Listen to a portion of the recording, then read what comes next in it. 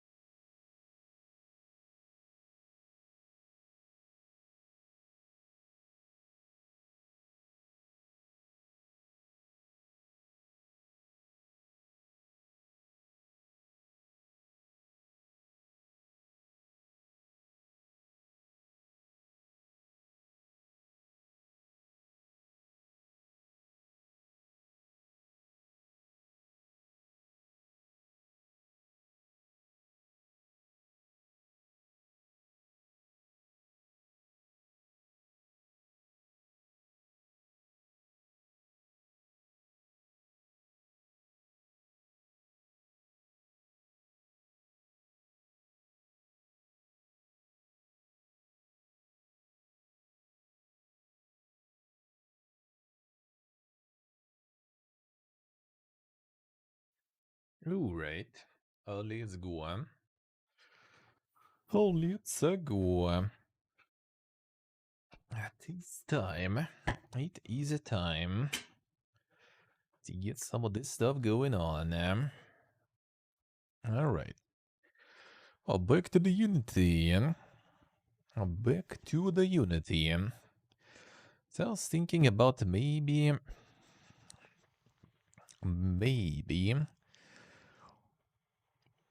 arranging the encounters ourselves.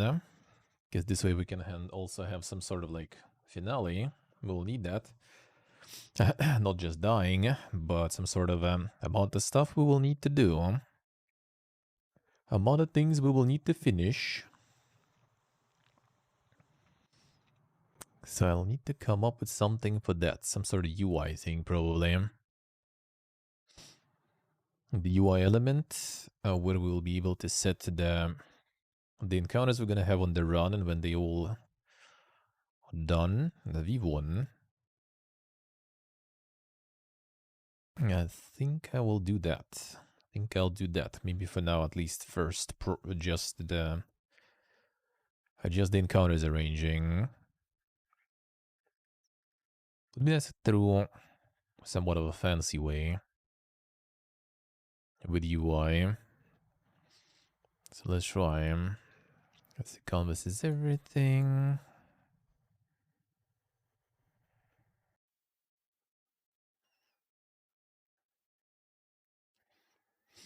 Let's get the character.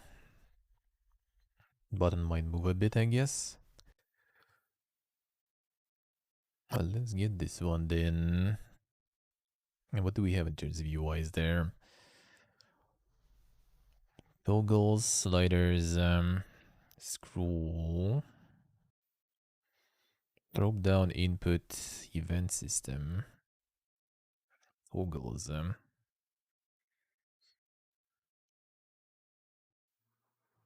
panel just to like kind of merge them together, I guess. Hmm.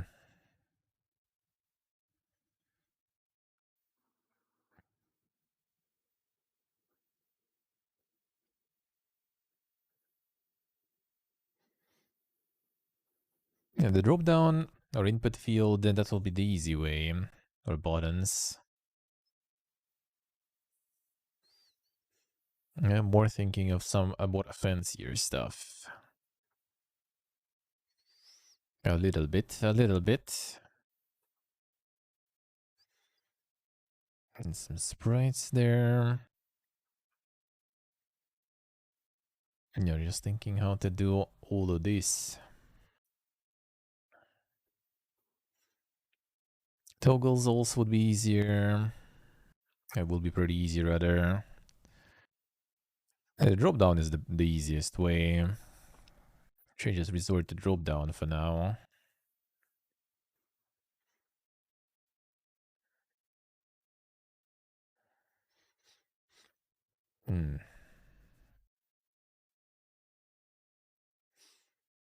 It's like what would be nice to do is to get like another panel also with the path.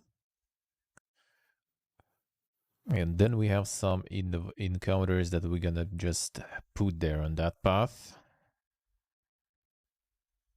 on our own.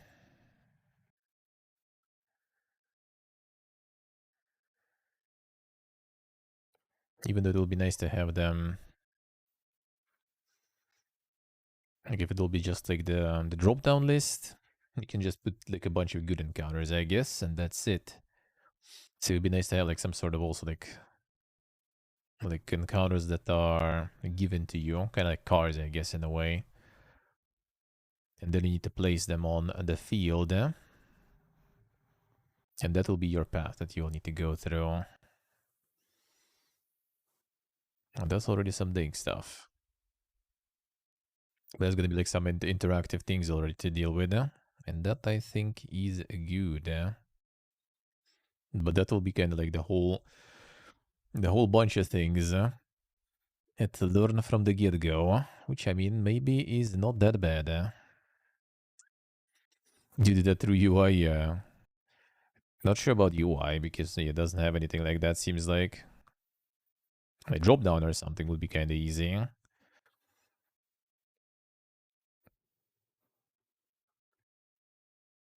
And again, even if it's drop down, you could also have some like served to you. You see the star hello. And then when you like drop down it somewhere, they disappear from the pool so you can put them in again. But it would be better to get some interactive stuff for that. I think it's like literally like some object probably. Or that we will need to get to move. Let's see this way.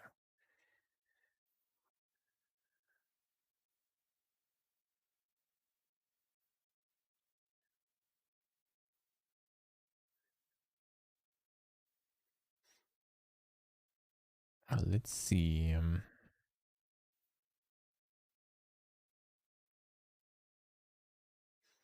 The hexagons. Fine, I guess.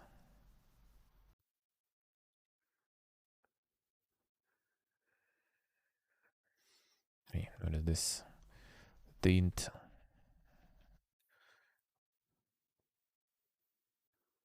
Is that some hexagon for ants or something? Right. I don't see any hexagons here.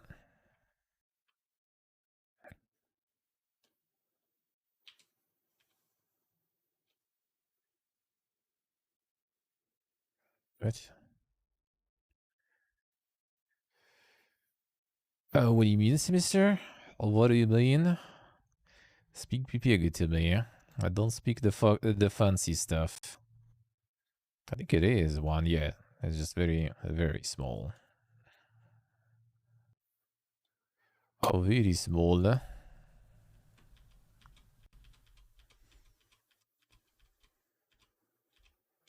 Get him here. This way, yeah.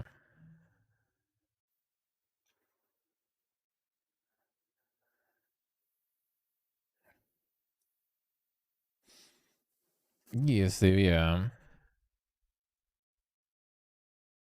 It's not even making it really like that big, yeah.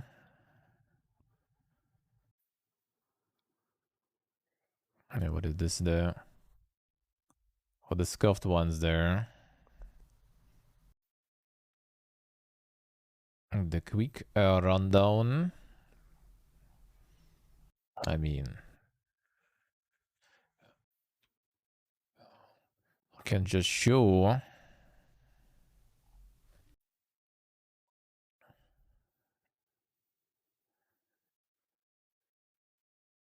Let's see, let's see.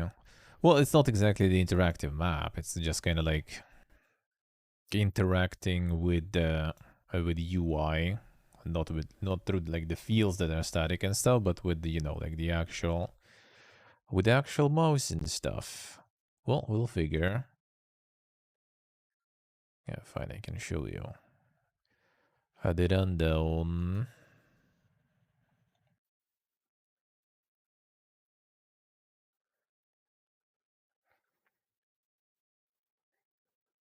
There's hexagon there.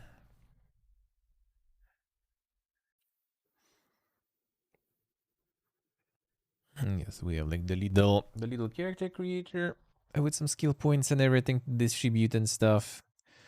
With the limits, we make this stuff, and then we just have a bunch of encounters happening. For now, completely at random, out of the field of, out of the list of encounters. So now we need to. I was just thinking about making that the list a bit different, a little different.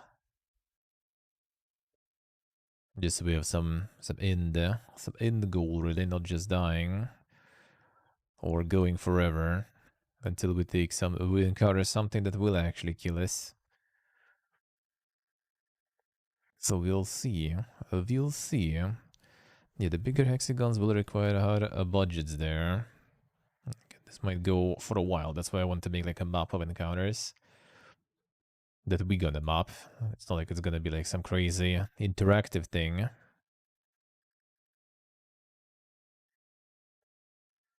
Basically, that's pretty much all there is to it. It's all there is to it, really, for now.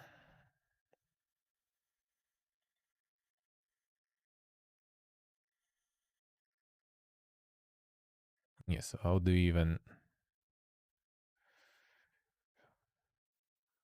get that one somewhere else? I get that one even big, more big, yeah? The scale is... scale the game object relative to the parent. It could be because maybe I made it in the canvas or something. God, the sprite itself is just that small? I see, so you do need to scale it. No. Well, that doesn't really matter.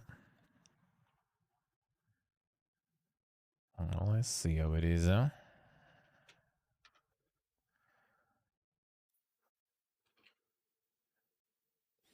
Oh, that's small, eh?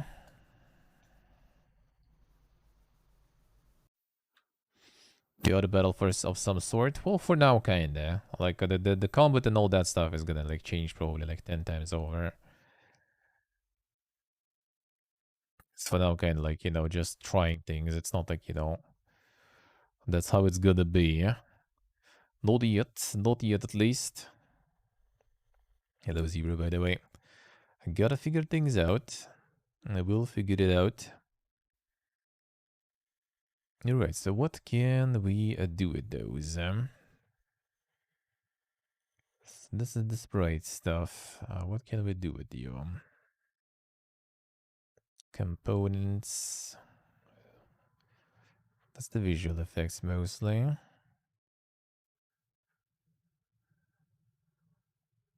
The mesh filters.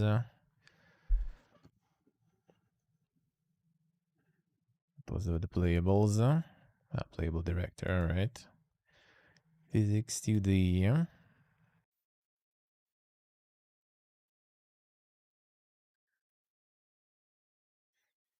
No, not really.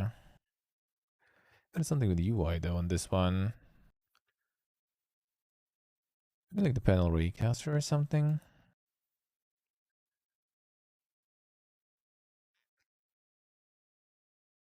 Selectable.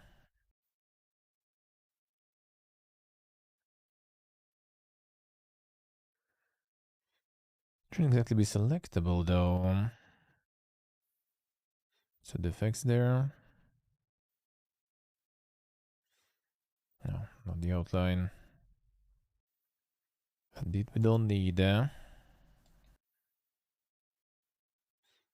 navigation. Could actually be some of the nav mesh stuff. Probably not though. I guess it's for the automatic. Or the automatic stuff. Visual scripting.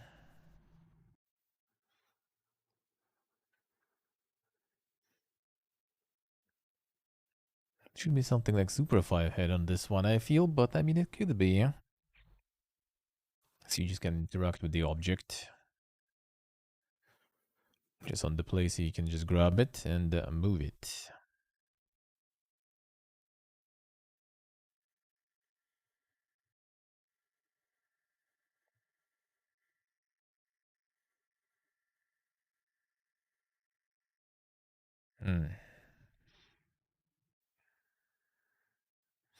There could be events actually to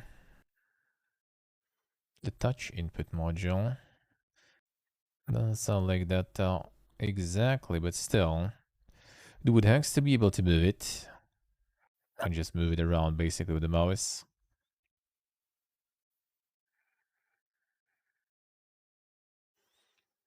For now, I guess. It's like what I want to do is the encounter route. So we can have like that, so we can map out the encounters. So there's some sort of final part. So we can finish by reaching something.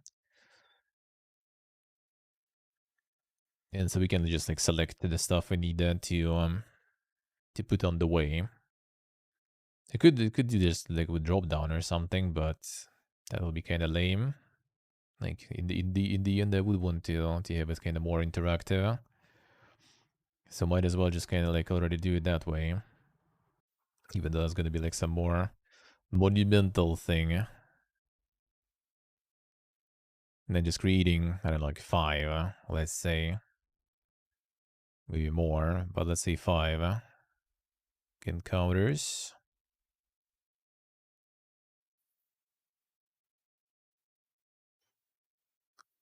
So we just get like kind of served 5 different like objects, let's say, X's or something. Every single one of them gonna get one of the encounters attached to it. Like it doesn't matter, it can be random, I guess.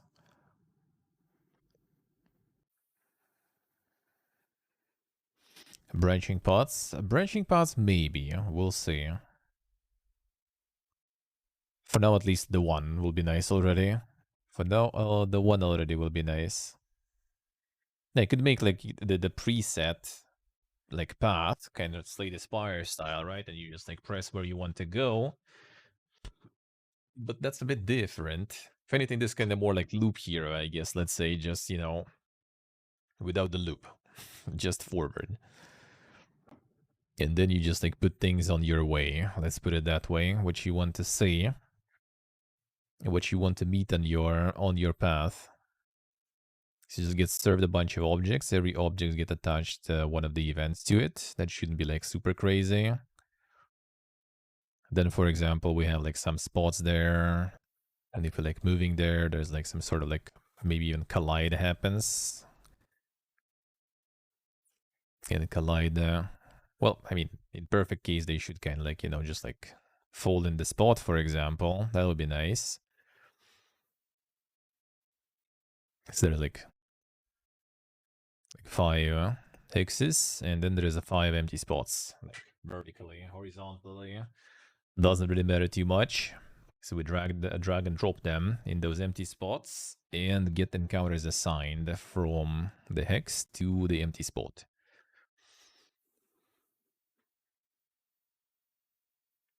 So I kind of understand how it should be going, but how exactly to make it. Issue hello. Oh, Skyrim 2 indeed, eh? Another edition. It's working another remaster. Another remaster now. With blockchain and NFT.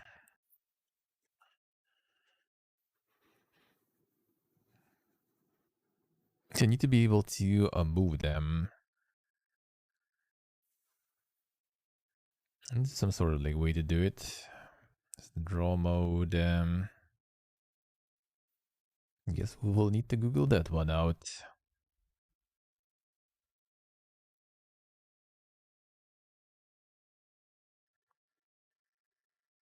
Like even at least just how to move it for now. That already would be nice. So on the start, you would be able to interact with that stuff. As you already can, which I kind of doubt though. They probably inactive on their own, I would assume. I never really tried, but I'm pretty sure.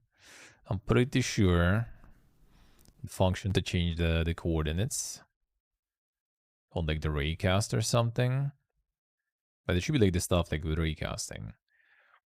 Kind of like with buttons and everything when it detects the mouse.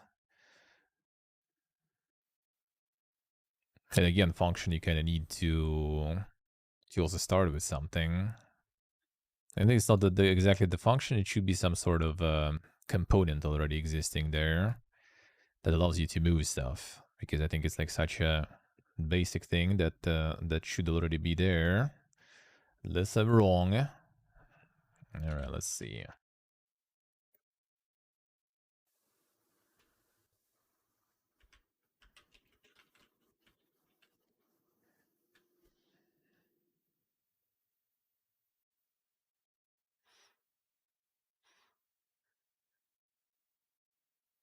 The box collider on that one. Okay. So with collider, it will be able to get it. Let's see. All right.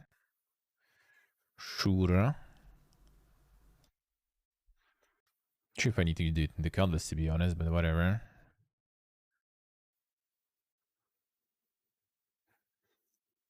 Box collider. But the collider behaves as a trigger or not. Okay, I see. That's what we used last time, I think. Attached effector.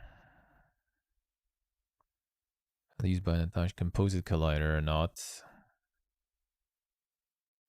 it's gonna be like the...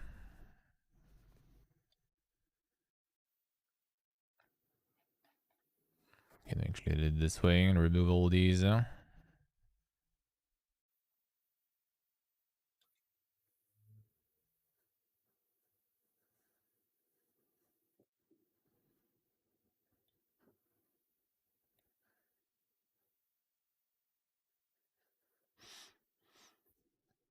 Now see, like a mouse click on that, and then the script is gonna be moving it that way even, huh?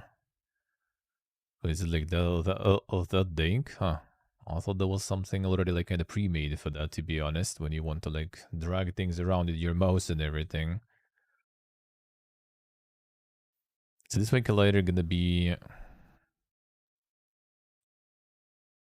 taking the mouse input already.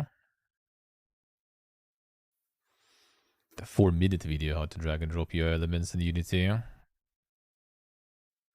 The video even. Come on, video I kind of wouldn't really want right now. There's some text option for that. I have one here. Let me see real quick. It seems like there's a bunch there indeed. To move UI object with mouse to the event triggers.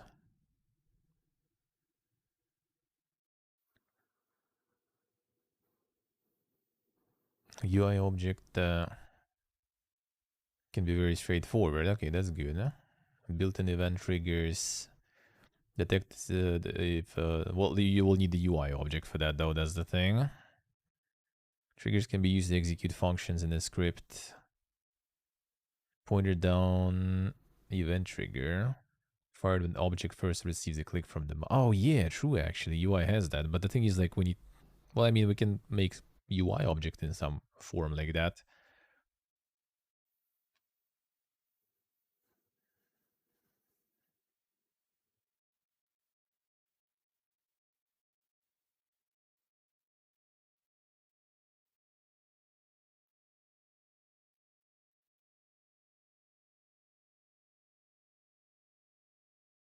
Yeah, so UI we can do the event trigger then.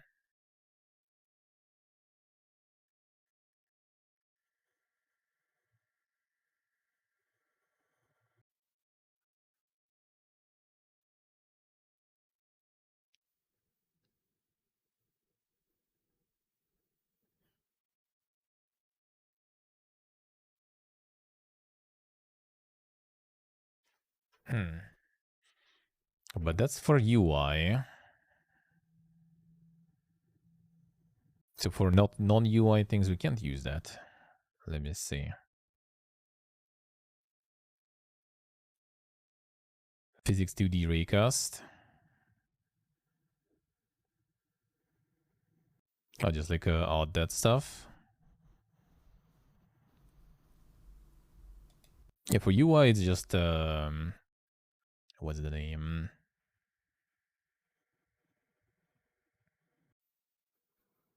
The event triggers you need basically for UI. I'm not sure if they are actually here. Your event trigger, and then you have on begin drag. Yeah, there it is. On select, on pointer up. So this way it's already going to be intercepting all these events, seems like. On drag, for example, on end drag. Iliotan. Now I'm just trying to get some sort of like the UI fiesta. Want to get like multiple sort of like randomized events that we get served them. And then we're gonna build the path out of those. That's what I want to. That's what I want to get basically going for now. And trying to do it like with the with the just drag and drop stuff basically. That's what I'm trying. That's what I'm trying. So with event triggers, it still seems it should be good.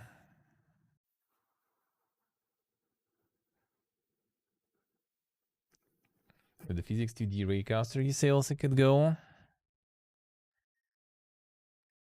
They also through the event. There is also an event.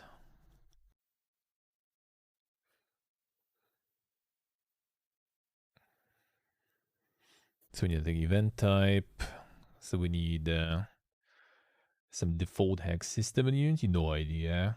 Like we ended up going for the full Google mode actually, just to figure how to even like drag some UI element or something around. And it seems like it ain't that simple either.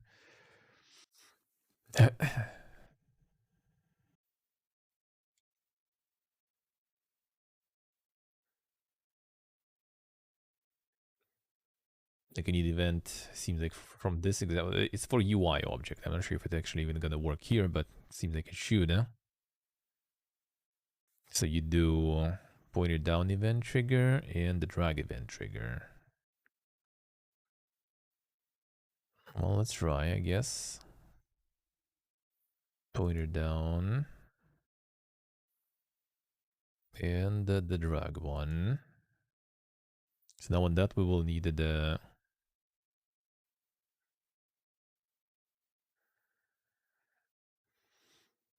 No, the box hack system, I see. It is.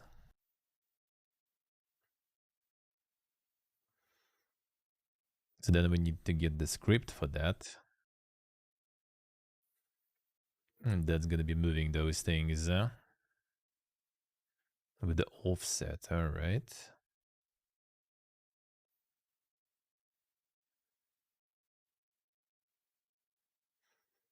Hexagonal point, well, that's this. That's literally this. That just draws you like an object there.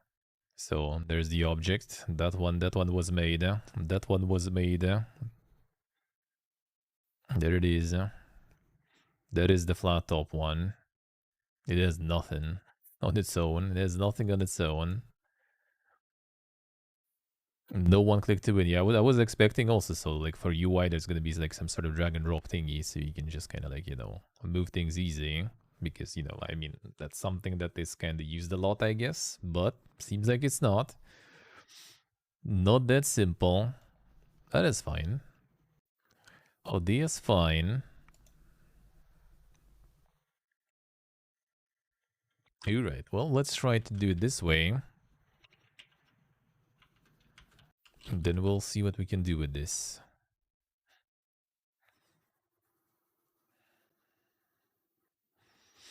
So much work. I mean, that's fine. Like, the issue for me always is like, I'm always thinking that, like, you know, there is some like the proper way to do stuff like this, and I'm just like either like doing something that is, you know, useless and wasting my time, or doing something in not an optimal way. Right, come on, you opening.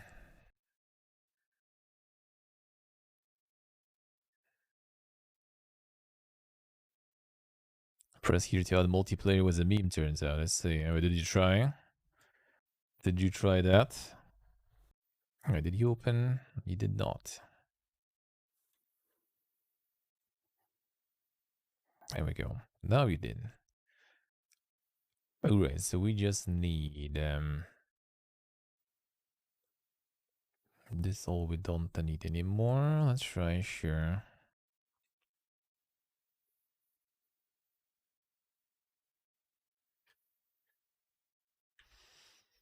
Alrighty, Steve, alrighty, good luck, man.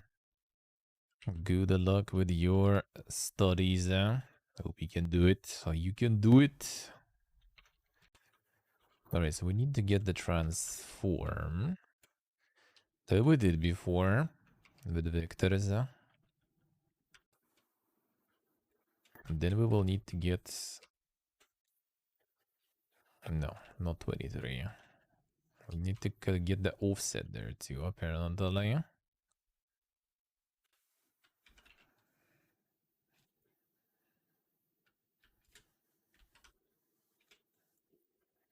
And then when you get the that offset first, so is that dank even? Like you literally get all the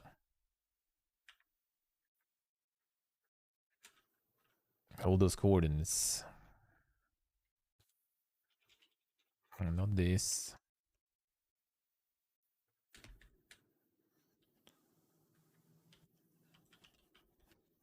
This position. Minus input mouse position. Okay.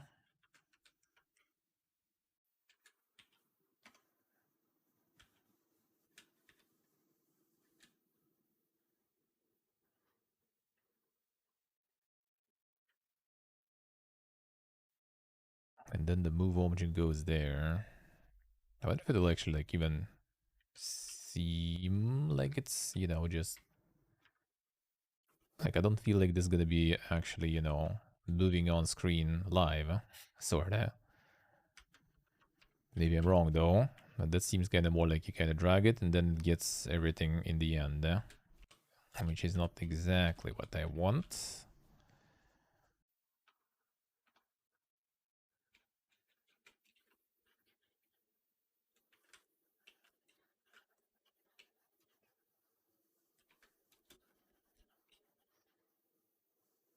Yeah, I kind of don't feel like it's gonna move, simultaneously with that, but we'll see.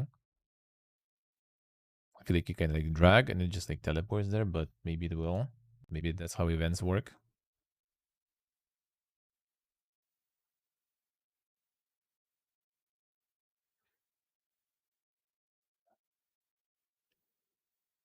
Yeah, the hex here is just like, it could be like circle, square, hex. Hex doesn't matter here. Hex doesn't matter here whatsoever. We don't care about the hex. That's just, for anything, if anything, that should be square probably. Kind of like a card. Because it will be easier to just fit like the name of encounter or something in it. So maybe it will be square later, we'll see. Alright, so we'll need to add these then.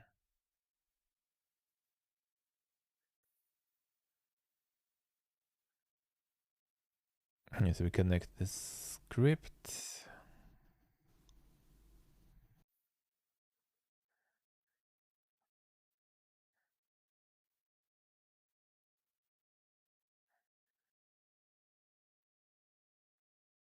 The tile map there, I see, alright. Yeah, so now I need to actually add it, yeah. I need to add it to this then too, probably.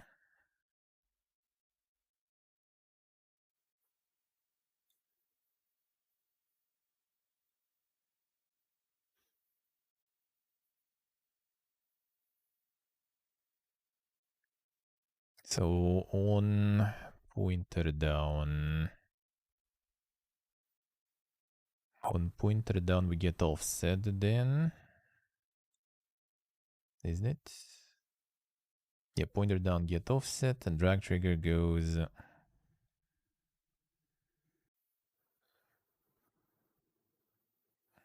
move, eh? This one.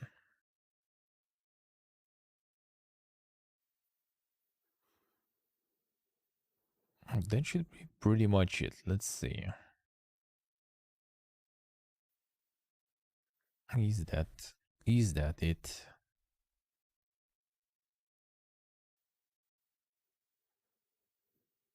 Before we get the box collider, something gonna go wrong. Eh? You never know.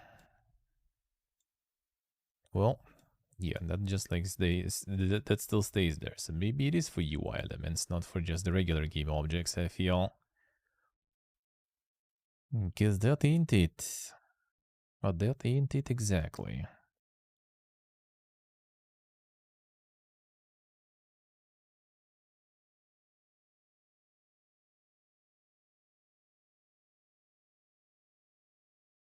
You point it down and drag. We need to make it also movable. I feel like it's for UI, for the UI elements only, probably, it says even. So I feel like it. But I'm not sure what we're going to be dragging even out of UI elements. You know, technically, it could be just like a panel or something, for example.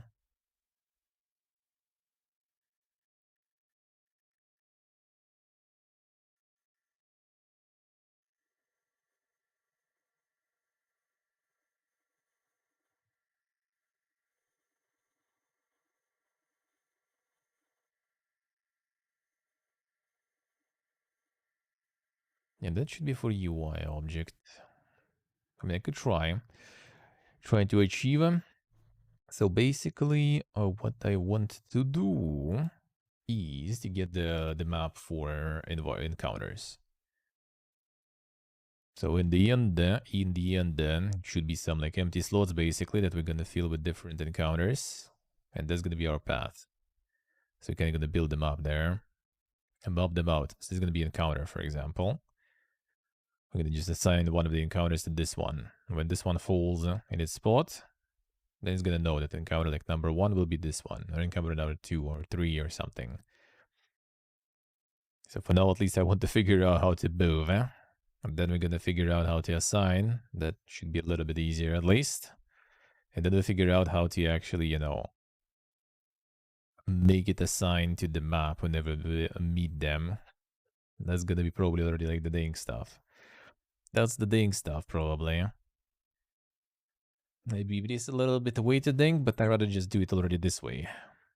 Because I could do like the drop down lists or something, but that would be kinda weak. Kinda weak.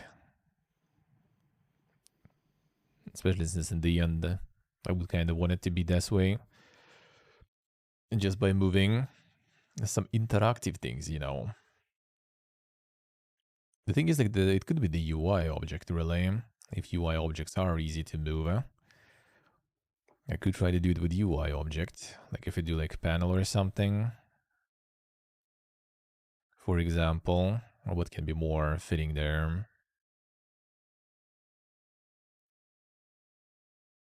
No, this well, basically UI related, really. Because it's gonna be, like, kind of the character creator.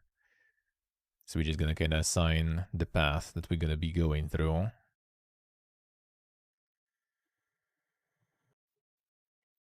I plan to maybe not on the same screen as a character creation, but like for now. Yeah, well, maybe I'll just make a new scene for this one. That's whatever. That doesn't really matter. For now, I just want to kind of make it work. Seems like a UI is easy to make to move. It seems like UI is easy to make to move. Like, I mean, it could be image actually, like UI image, for example. And then we just like get something there. Well, actually, I mean, we can just roll with the square for now, whatever, and just get the image later. Maybe that's better. Let's do that for now. Because it seems like UI should be able to move. I guess it kind of makes a difference. So like if it's this thing, for example.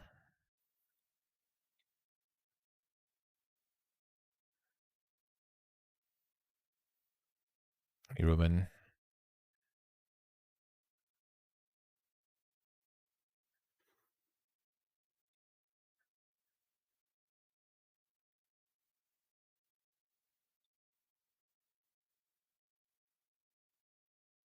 Point down and then drag.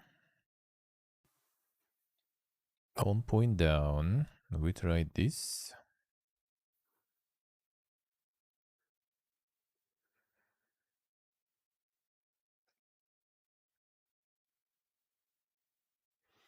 Let's see if it actually is easier to do with UI stuff. Technically it should,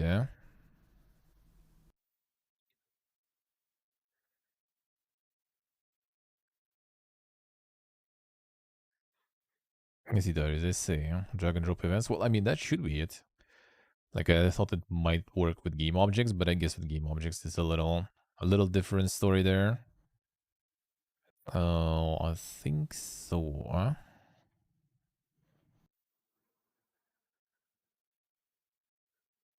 Ah, well, wait, no.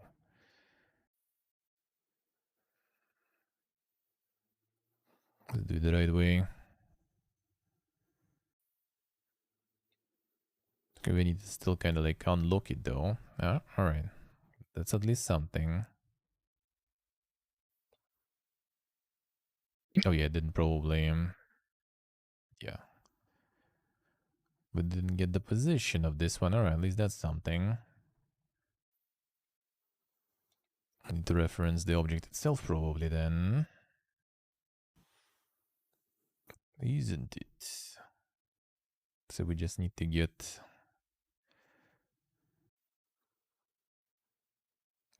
that was me being a PP again. And yeah, this should be doing it, I think. Yeah, the interesting part will be when we're gonna like merge a couple of UI objects. But that we'll figure. Well, I mean, it did move. I'll tell you that. Not sure where. fuck was that? I think that might be kind of part of the reason with the... yeah, it just like flies completely, instantly. Something wrong with that one, but at least it does something, you know. Mouse position plus offset. It could be something with the issue we had before with UI, with like the scale was some weird stuff. Yeah. Like we had issues already before with like the count was like with main camera and everything. Delta for mouse position.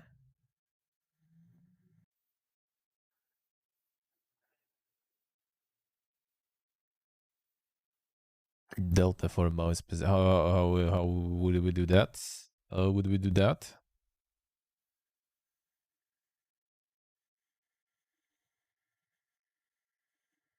Like not directly the mouse position, but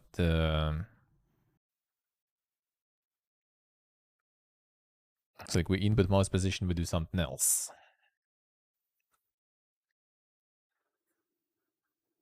Delta position for mouse.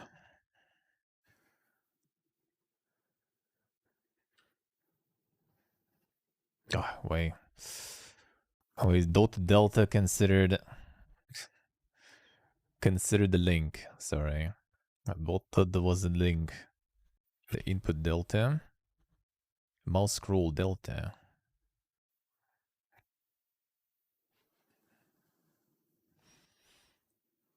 The square jump on other platforms? Nah. That's not even the main thing we need there.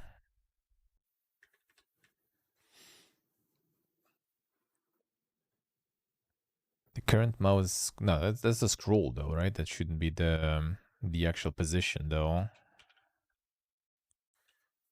Mouse position...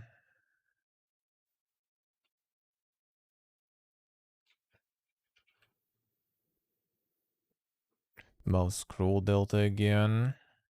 Simulate mouse with touches, damn son.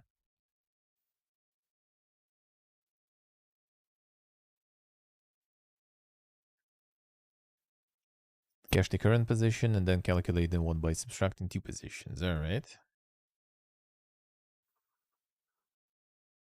Well, then we don't really even need offset then though, right? That much.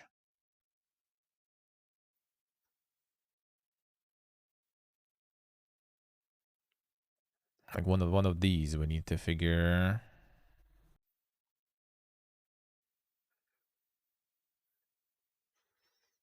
Like so this one gets like the initial position. And this one the position in the end. So how to do it better.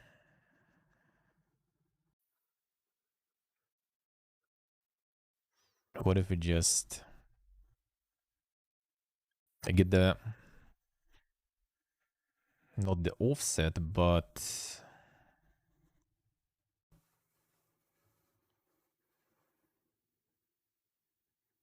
no, there's also mouse position involved though.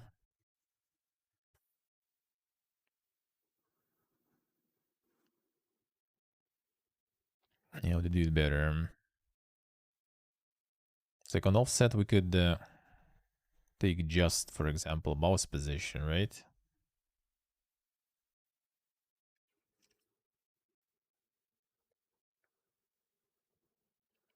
Like what do we need even the position minus this though? Couldn't we just take like the initial? I guess it's just how the vector works here. It's like mouse position and then like the last mouse position. I know it like flies that far though there. That took too much. That took too much coordinates there. Even though that could be because of the screen space or something maybe. Because we tried before to do it and that was weird.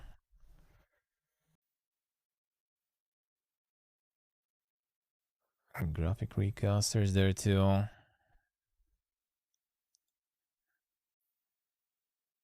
Yes, wonder why it flies that the thing.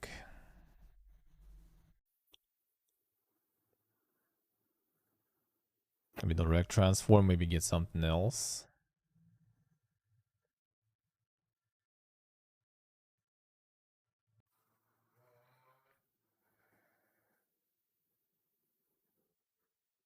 Get like the difference between like the first mouse position.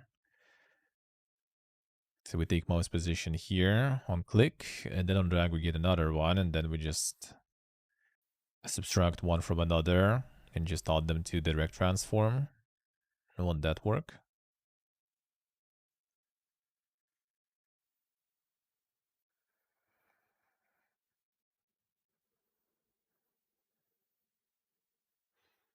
Mouse position at the end of each frame.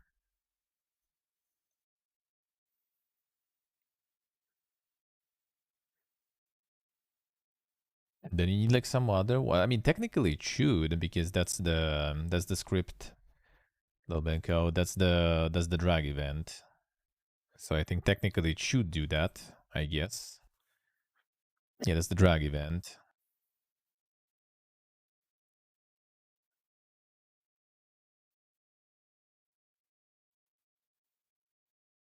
So we get the offset, and technically, I guess while we're dragging, it constantly should do that. No.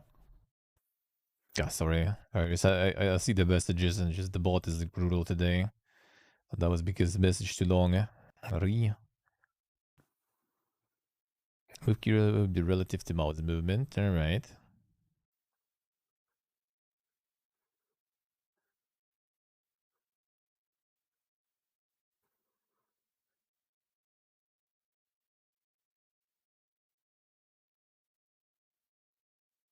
Let's see. All right.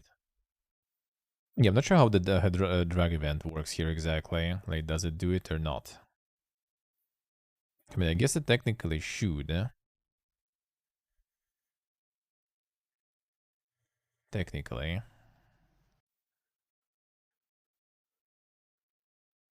I would assume. So it should, like, while you're dragging, it should already kind of like doing that stuff. Like, it's not the event on, you know, like release the button or something. It's just the drag event. So it should be kind of doing it.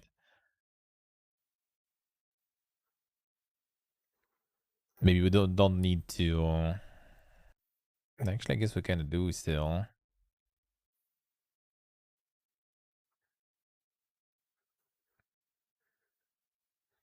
Yeah, I'm not sure how this one exactly, how the drag object works. Like, it technically should work. I'm just not sure why it's so big. Why it just flies away. And there's like some issues with the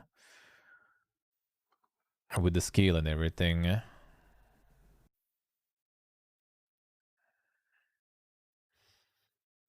Come on, I mean, I could try to maybe get like the debug or something.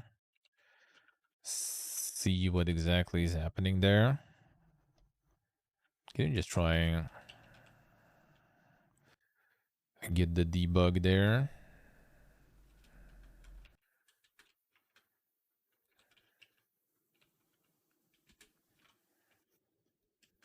And then we also will be able to see how it works exactly. Like, does it constantly work until you don't release it or something? Or how does that go? Yeah, Tyrus, yeah. That is probably the case.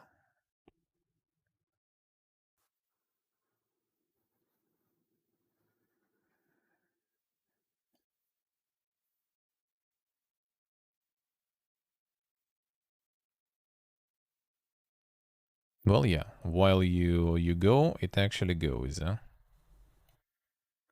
So yeah, when until you release, it's gonna be going. 6779.0.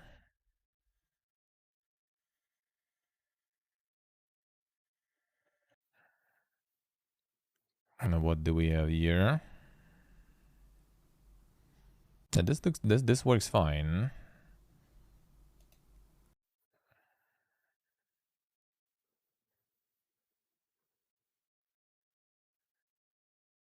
Could it be because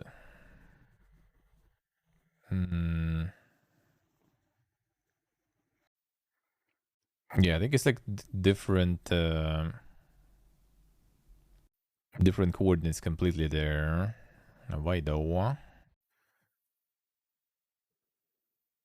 This is mouse position. So as soon as we start moving, goes 81, 82.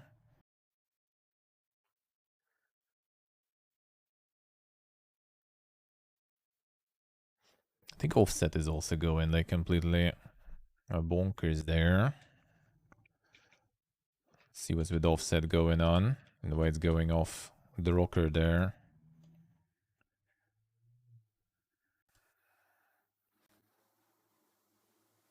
I think it is something with the different coordinate systems though. Probably.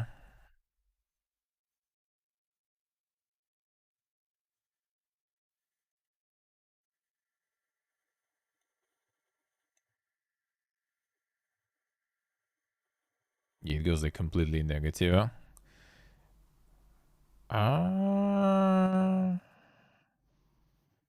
Ooh, wait a second. Can it be?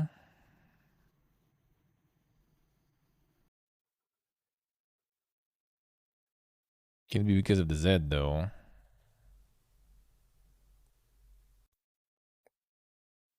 I forgot where you switch already to the 3D here.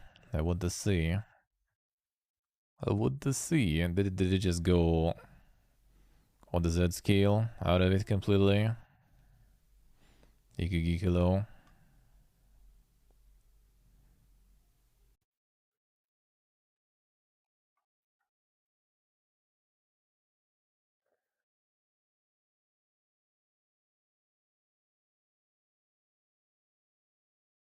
Let's see there. Let's see. The anchored and world position. Alright. Yeah, what's with the Z though? Where's that coming from?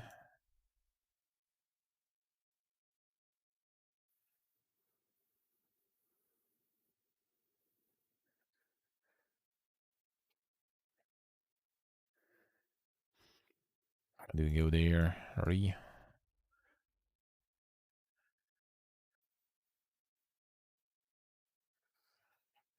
Come on. Get that. Not the perspective. Can be proper.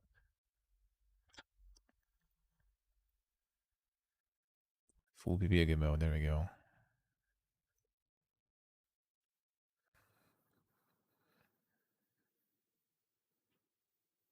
I didn't. I still loads you in this way. Re. She could check in the play mode. Actually, maybe if we pause. I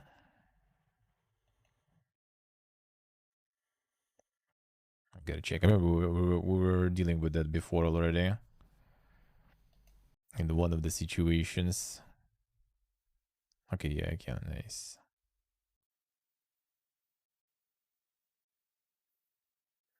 Where are you, Mr. Square?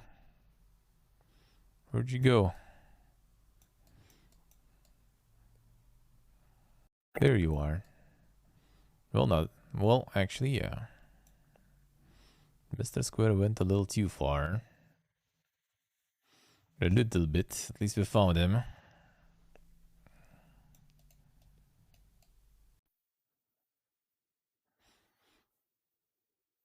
No, that didn't really even do anything. So that I think it's still in the same plane there.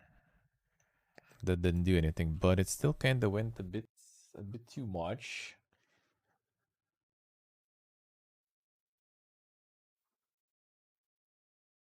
And I'm not sure why.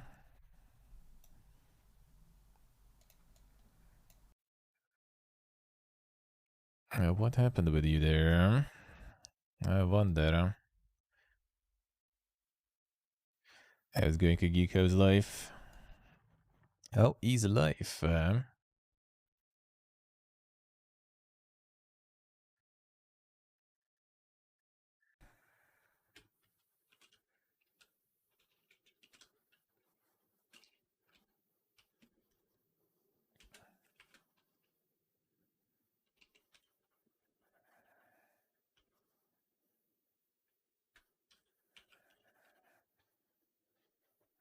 I just want to see this. See what's happening here exactly.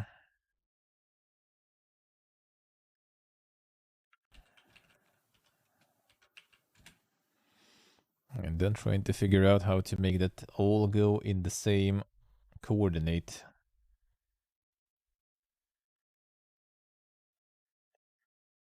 In the same frame.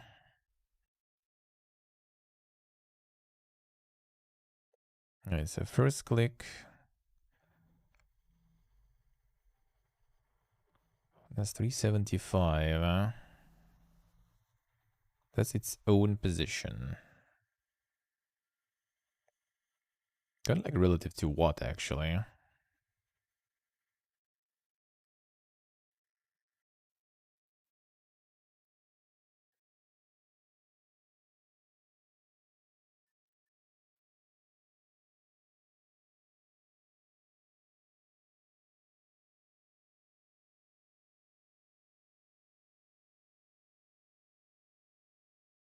Initial minus input, I see. I mean, that kind of makes sense more than offset, I feel. Yeah, because it just like goes all the way.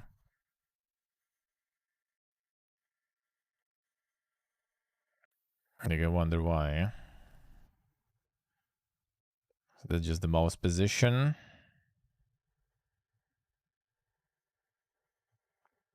Like related to what? It calculates. I just want to kind of figure it out. What are you attached to, and what exactly we're taking there? So it's totally not any of this. That's for sure.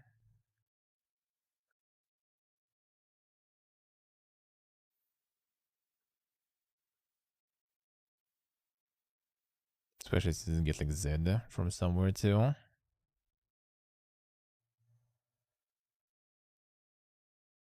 So where do you attach yourself then? Can be like inside the canvas, that's why, or something? No, I don't think so even.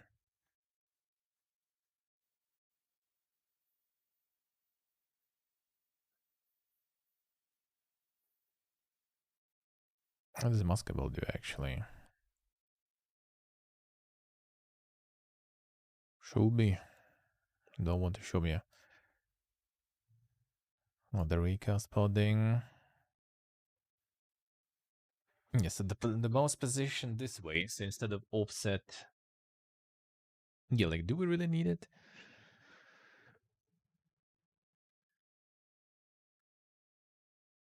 Yeah, so let's try instead of this. Let's do.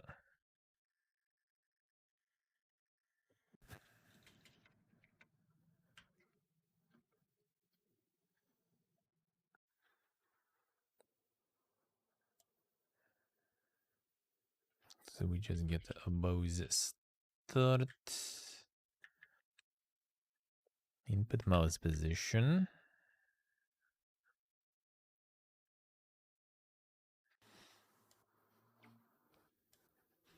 Yeah, like, do we really need the offset even that much, really? So get the position, the minus. Minus initial, minus input.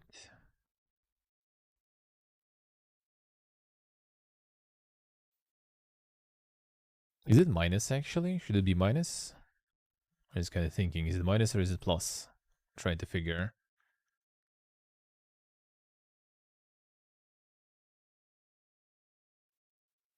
Setting the offset only once. Yeah, I think offset actually being like acquired only on first click, basically. When you like click, it gets the offset and then you start moving.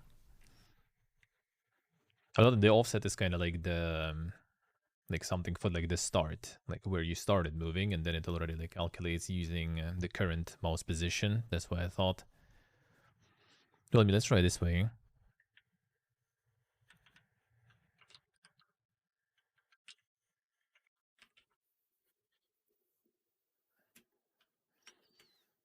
Let's try to see what's gonna happen this way if we do it this way.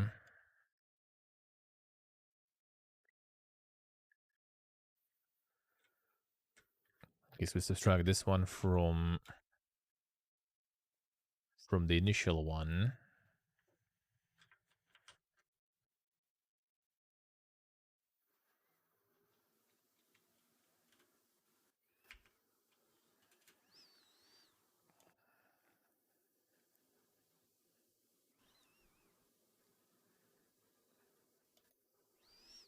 Let's see. This is actually subtracting, not adding, for example.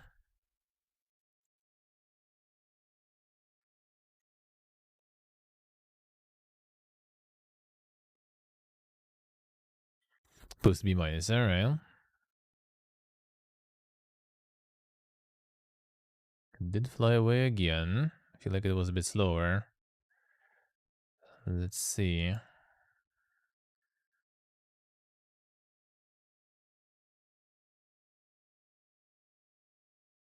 Yeah, that we did, and that didn't go.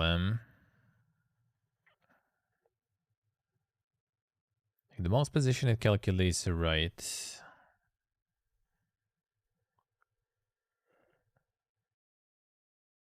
It goes too fast, I'm not sure. Could be maybe plus on one of those.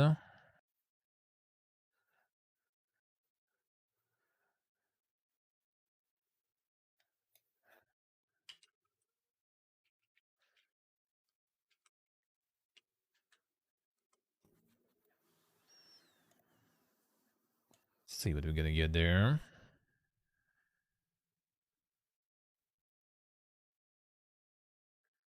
Oh, the new mouse start after they calculate it. Okay. Oh, I see. All right. So you're just going like one step at a time that way, basically. I see. I see.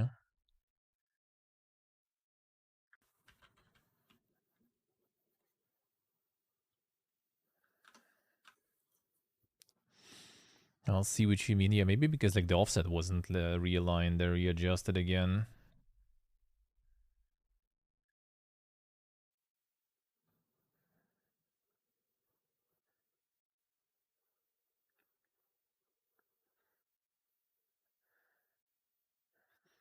No, that went too much.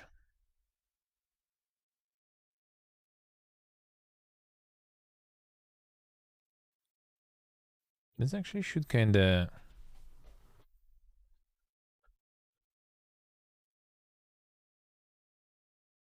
transform position when you fly this time.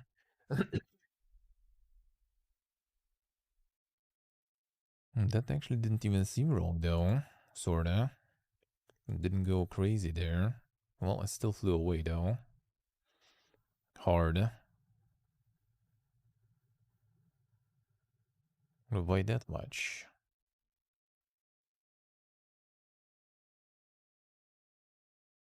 It actually does work, it just kinda it goes too fast or something, like a different scale. Like the mouse goes with one speed sorta, and the coordinates for the UI go with like a different speed basically. Maybe that's the case. Like we had an issue with one of the when we were doing some of the UI stuff when we were instantiating actually UI. I remember we were instantiating one of the UI panels, and it was like kind of like this way, basically.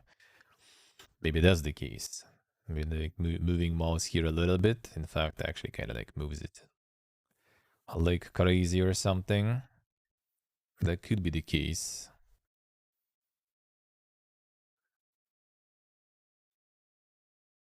Like a different scale of things.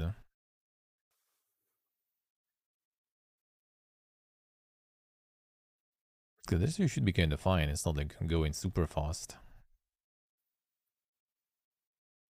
Like even initial position, I think.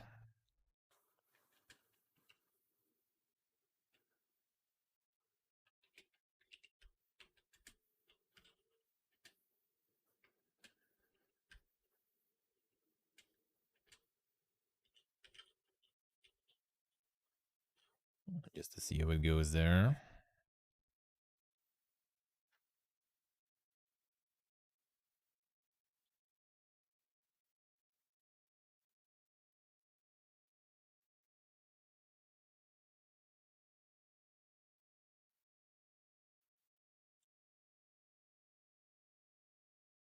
1.27 minus 375.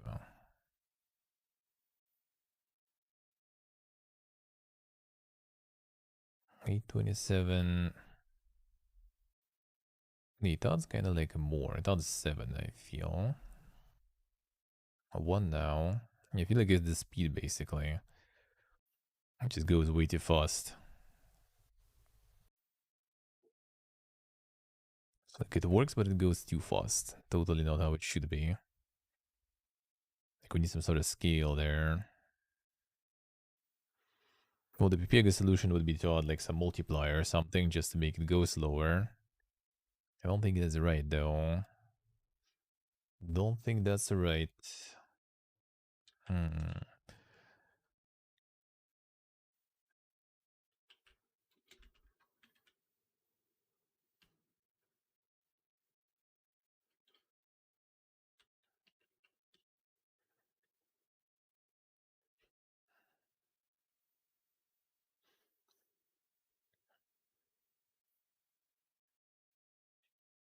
Let's see if we can find something.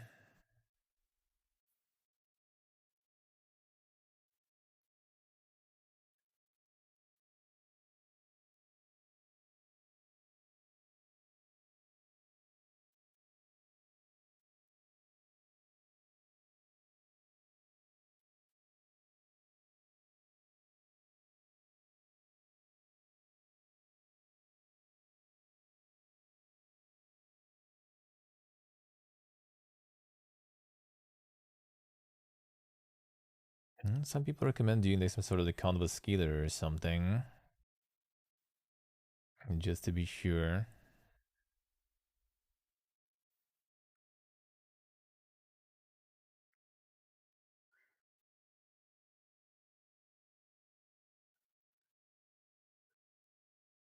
The constant pixel size. Could that be also the case, actually? I think I do have that. Pixel perfect.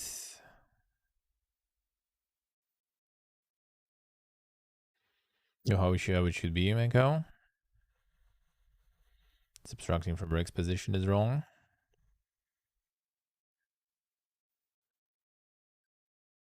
How it should be done then. It would be better if we'll make it work this way. No, it would be better if it actually works. Yeah, could it be this one? Constant scale with screen size and physical size. Could it actually be? Well, yeah, that fucks it all up.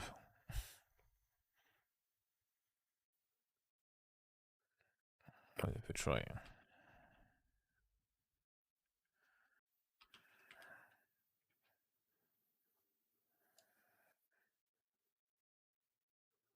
And goes full canvas there. Screen match mode. What do you do?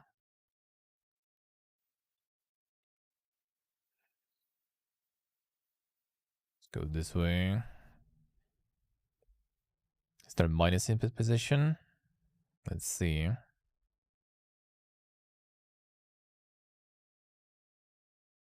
I mean, that's how it goes. No. That's how it goes.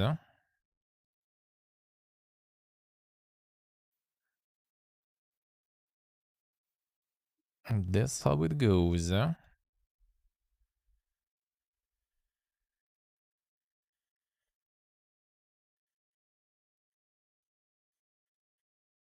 I think it is the weird coordinate system. I feel like it goes too fast. Not sure about this though, how it will work, but I mean, let's try. Goes like the whole canvas that way. Do it this way, I guess, for now. Sure, that will be the keys, but let's see.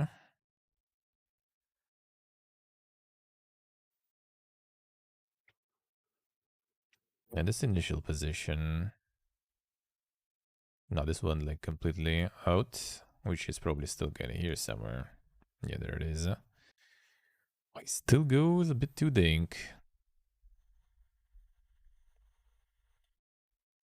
This the first one is the transform, and then other ones are already after we started moving. Like it moves way more than it kind of should. I feel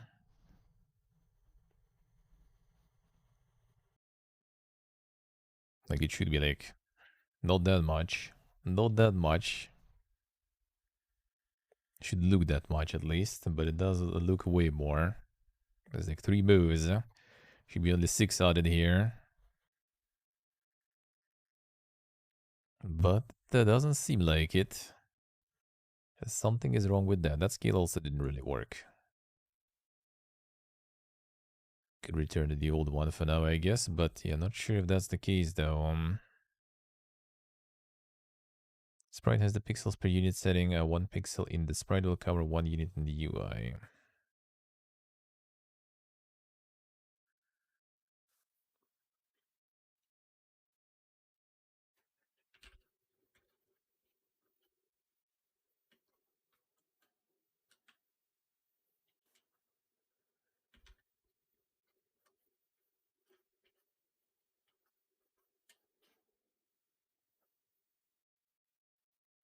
Let's see.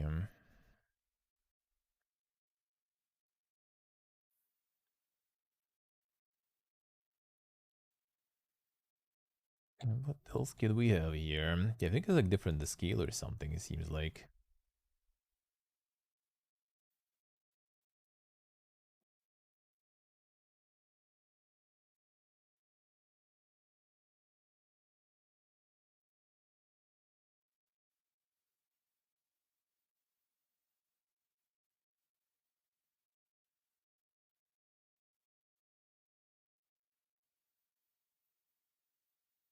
What can also there be?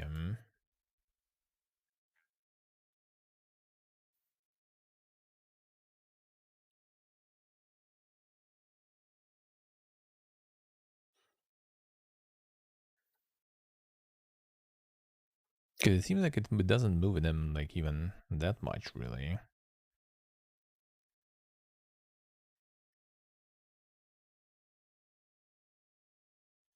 It seems like it at least. The lane distance. But something's wrong with it though,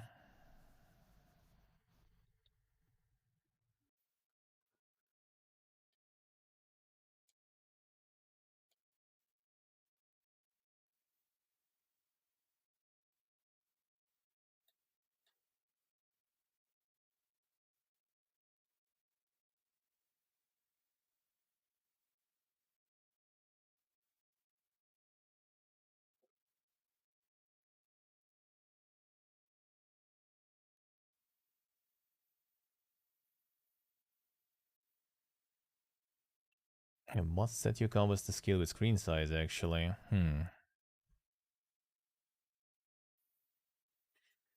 The recast from pointer. And you position and assign it.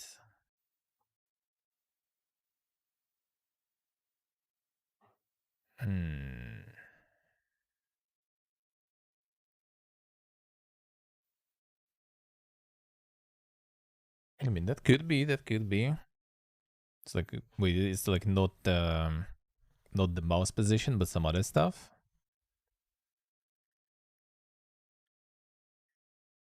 Can be also like the event probably or something.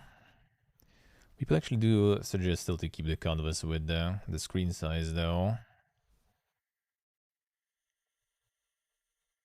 So we will keep that one anyway.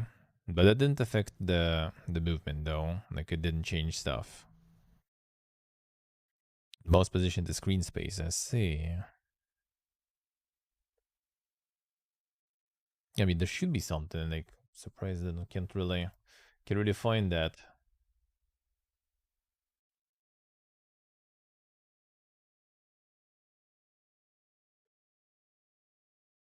I tried to look into some baby stuff in there.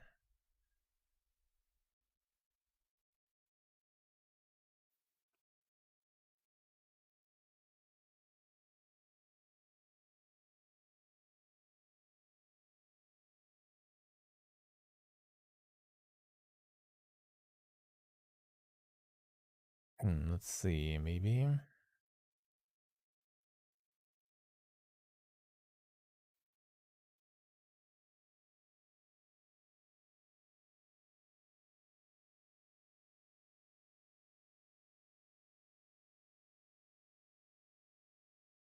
What if we try this?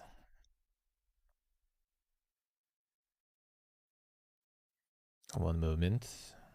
That sounds like it might be.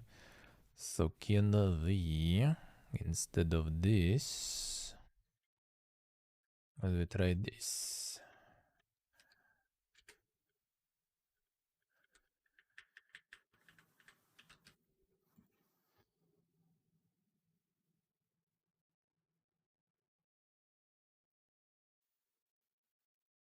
Guys, vector 2. Well, I mean, we kind of need vector 2, I guess, because that shouldn't be really a problem. Can we do it? The pointer events from the mouse, alright.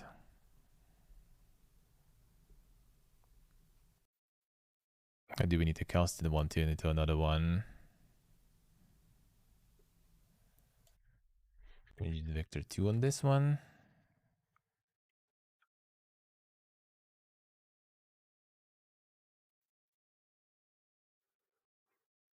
Oh, wait a sec. No. Anchor position and get and set. It's still vector 2 though. Good vector 2 on mouse start actually. Mouse position is probably yeah, mouse position probably gives only vector 3, right?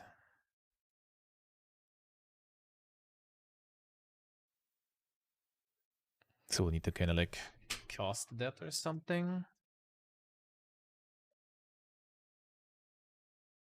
The drag handler. Get delta from there. Okay. Yeah, apparently there's like the anchored position we need. Oh, wait a second. There is a way to do it here, maybe.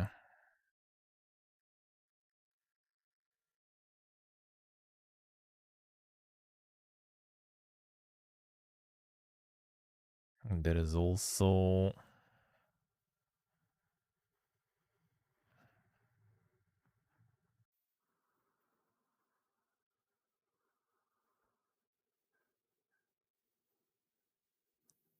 Oh, wait a second. Maybe this too. Oh, wait a second. Can we do this? No, no, no. Not anchored then. Maybe not anchored. Might be this one, actually.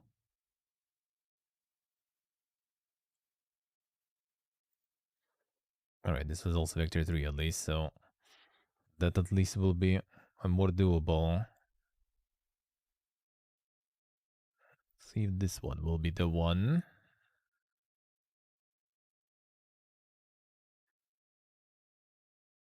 See if this will be the one. Yep.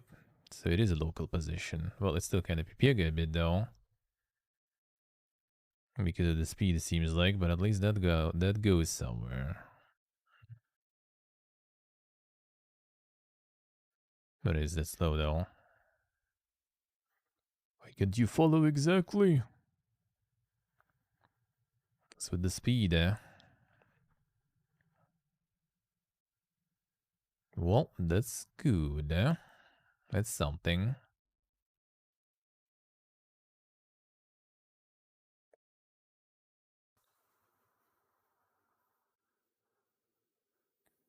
That is at least something, alright. We can work with that.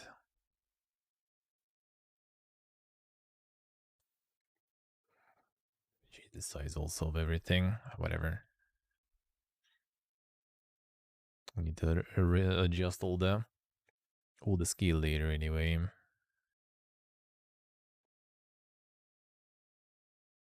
Alright. So we have this one, but it's still not precise movement, that's the problem. I wonder why. What can be the reason with this one? Maybe again because of the local position or something? Not sure.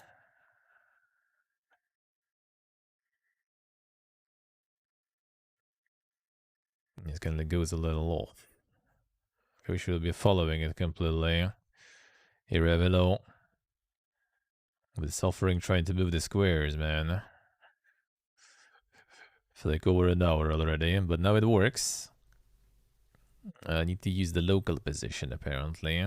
Then it works, or like as guys said, we could try different stuff completely.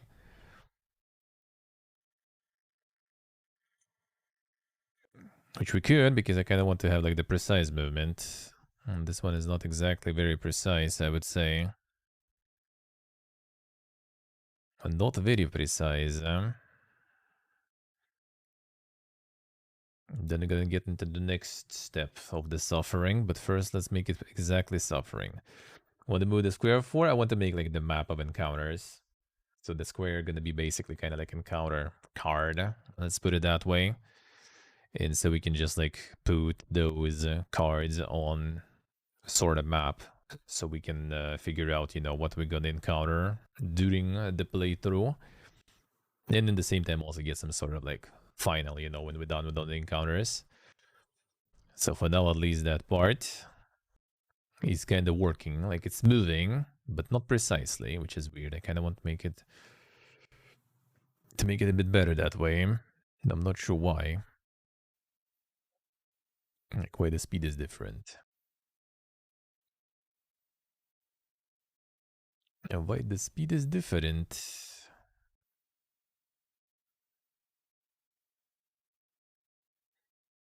I get the canvas scaling. What if I turn it off now?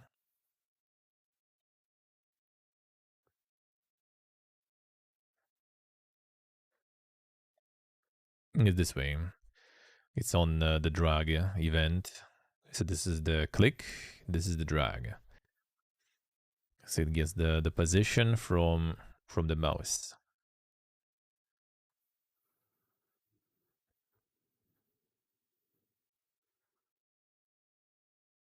What if I try to do the offset the way it was before? That was kind of weird one, but maybe.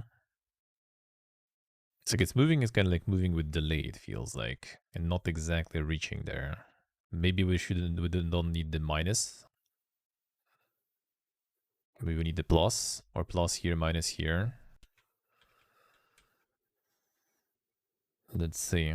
Let's experiment.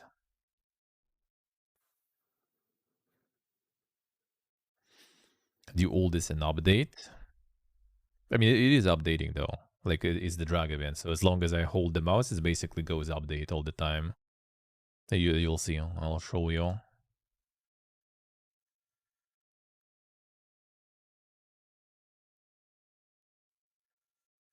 Yeah, it is the drag one. Yeah. So we're gonna like pick it. That's the first one. That's original position, and then then we drag. Okay, that's not the one. Yeah. While you're still holding the mouse button, it just goes. I want it like to stick to the mouse like better, not all the time, but kind of like, you know, a little more precise, I guess. Well, that also probably not gonna be that one then. But that's just kind of whatever. I could try to check to do the offset thing that initially was in that piece of code. Maybe that one will be better. I'm not sure though. The original offset scheme. That one maybe is the one. Yeah, this one is going the other way.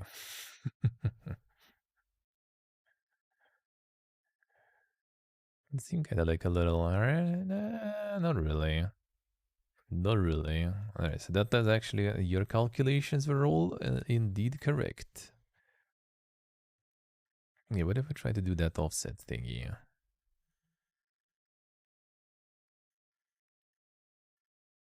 Oh, it was done there. One moment, let me check. I'm gonna try to do with the offset way that was there.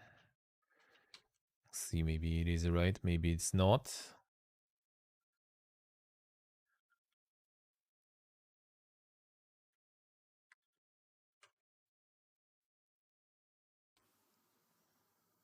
We need local position though.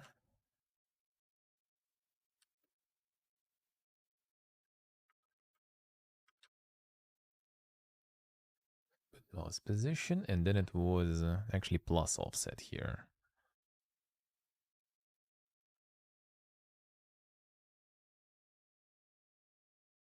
I mean, let's try. That sounds weird, huh?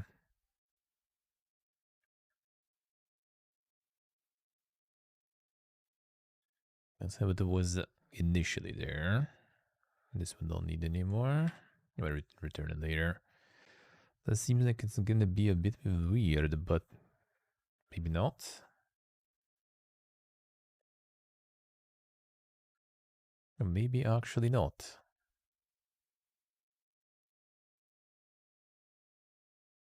Well, I mean, it also works, but it's just like kind of like falls behind there. It's like slow.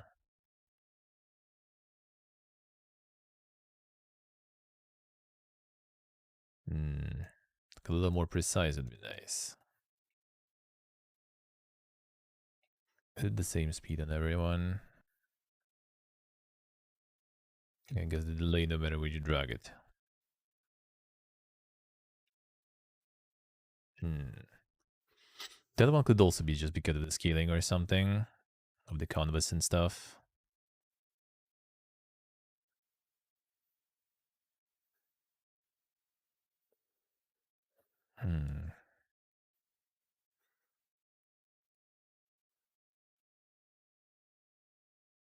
It's also because of the mouse position, like the local position of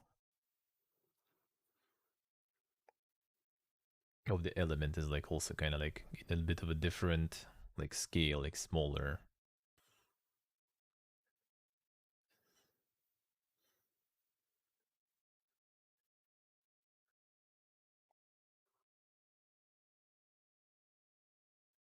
But we just like add some modifier here. I'm not sure like it also how it's gonna work on like, you know, different resolutions and stuff. That's the problem with this one. For later, if you do some like some weird ways to do it.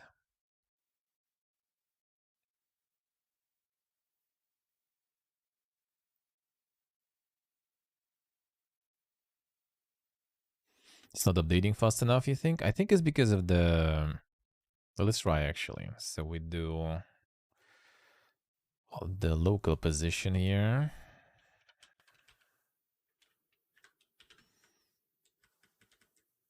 And let's do input... what no, debug.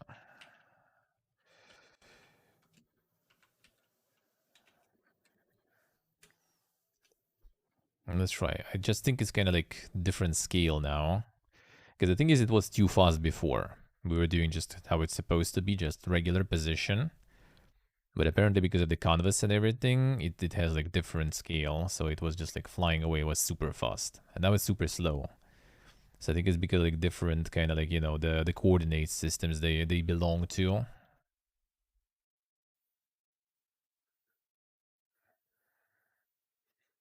So we start and we move.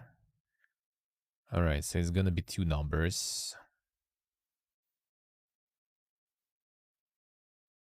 So first one is on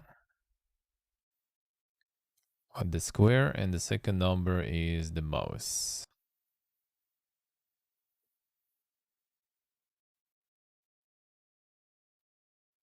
They do move with the same speed. Actually, are they? Are they really? Yeah, Rev, yeah.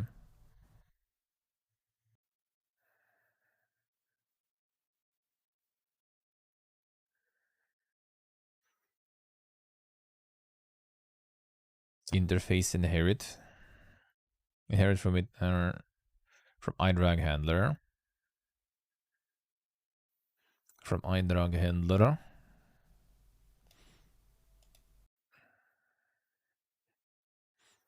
All right, sure. Can we? Yeah, it's basically kind of like global and local. Even though it still kind of works, but yeah, the local stuff there. We can just do this way. On drag handler. Sure. I think I need to enable probably that somewhere else.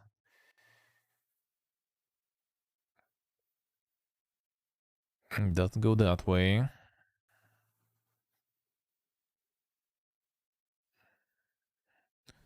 Wait, Control plus. No, wait. Okay, I see, I see.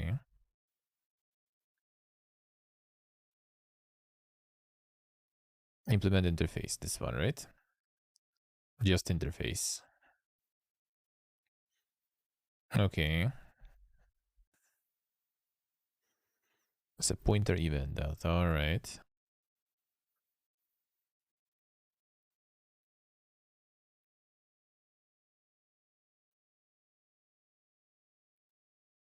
So now, delete the exception drawing. The movement logic here. Certain functions, okay. Alright, so you need to implement these, alright. Event data is our delta, okay. The on drag was missing, okay. So you don't even need exceptions, you just need to have this function here, okay.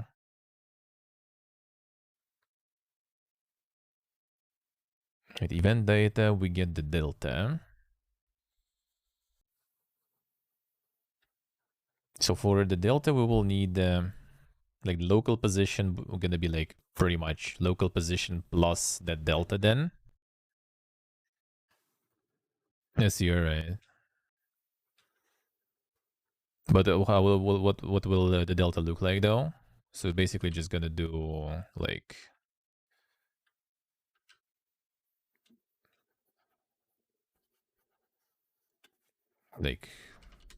this way sorta. Plus something for the delta then. How are we gonna call that though? So it's like just gonna happen on its own on drag. Event data delta. Sorry for just dot delta apparently is delta. All right. Well, that's already different one. Vector. That's vector 2. Yeah, the bot is quite something. So we will need to do anchored position then probably because that actually does work.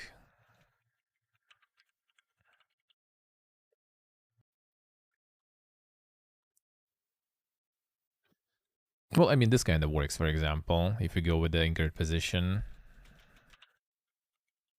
it should also work. I think. But how they will, like, how it's gonna, like, on drag, how do we implement that? Oh, do we need to just call, okay, see, all right, I think I got it. So we just do a different function here now, right? On the drag, yeah? And on click, I guess we don't even need. So we just do this here.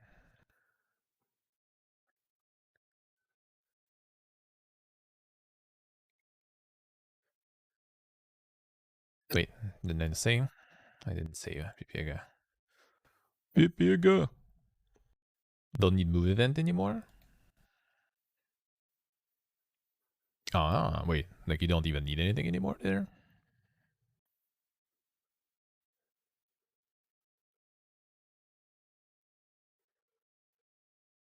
Hmm.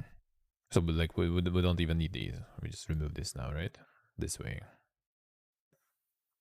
Don't care anymore.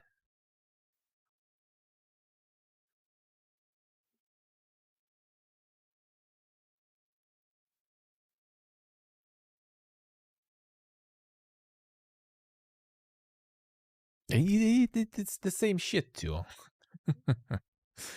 RE. I mean, that's way easier to method though. It's a delayed one, dude. Like me after 12 hours of streaming, dude. Not being that cube, After 10 too sometimes, It's scuffed, yeah. I mean, it works, but yeah, that's the different like scale of things, I feel. Maybe because it is like the anchored stuff. Not. I mean, we could try not anchored. We can cast, right? Vector 2 event data delta. Can we do vector 3 event data delta? And just add it to regular position? Maybe that will be fast enough then.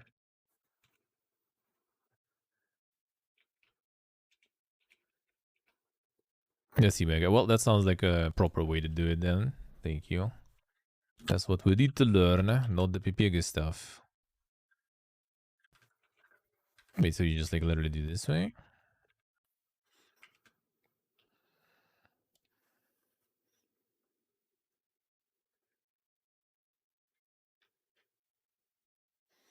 Dude, really? Wait, Vega.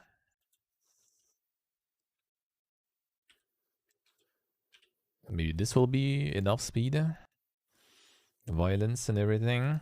And all that jazz? And PPG again didn't stop it. Or it's gonna just fly away now again. Yeah. A bit dink, a bit dink. Said no and left.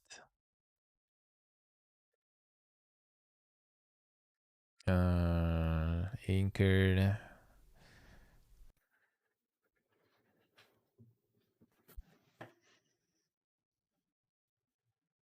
Oh, there's a scale factor actually for it? Wait, so we need to reference an event handler?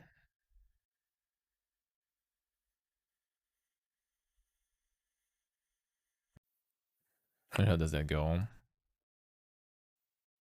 Canvas. Is this one? No, it's graphic raycaster. The reference is there.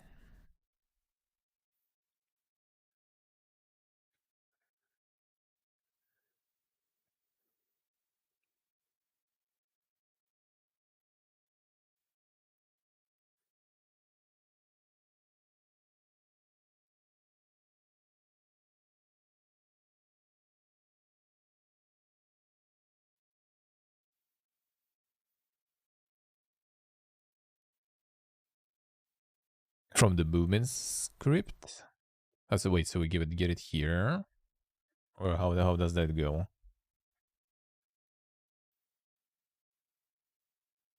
Okay. Is it just canvas? Canvas, alright. I guess canvas, fine.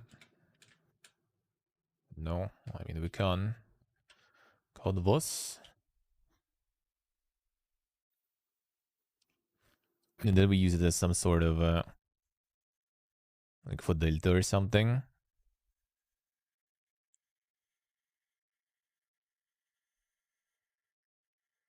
Well, totally not position though it's gonna be now. Well, actually maybe. We'll see. Maybe now it works. It's a canvas scale factor. Okay, thank you.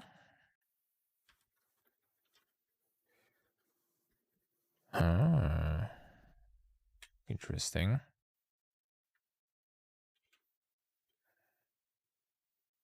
Alright, let's see if it works with the regular position, and if not, then let's see if it will work with other stuff.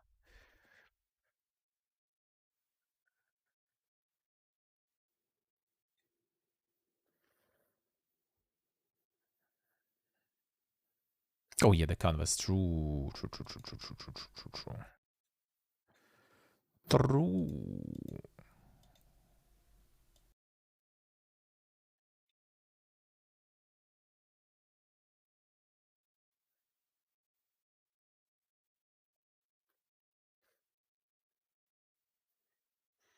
Canvas scale factor. That's some good stuff. That's some good stuff. That feels like it's the good way to do things. Not some PPG workarounds. All right, that requires probably different again thing. So we still need probably some sort of a local position.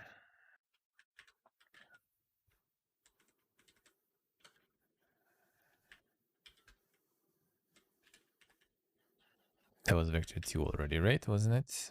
No, vector 3. Okay, fine. I could do anchor too, I guess. Anchor preferably? Okay, good. Then it's even easier. Sure.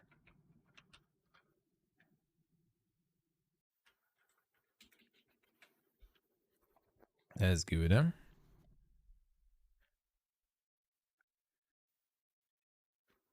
And don't need to cast anything then.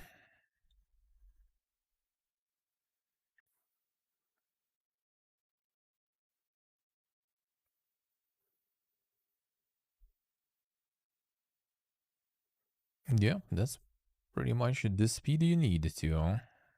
More or less. Nice, nice. Thank you. That's good. And we got this more precise now. It catches up. Can't run. Feels good, man. Alright. Now we continue. And now we try to get that to do something. And when we match it.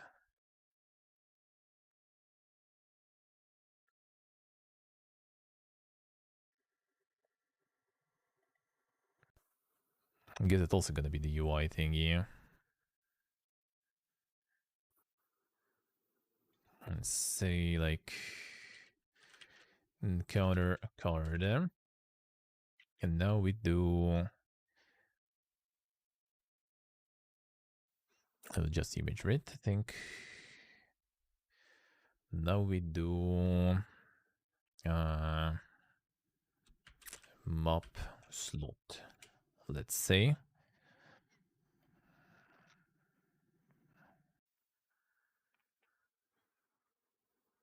I want to let go green style because it's already somewhat used there.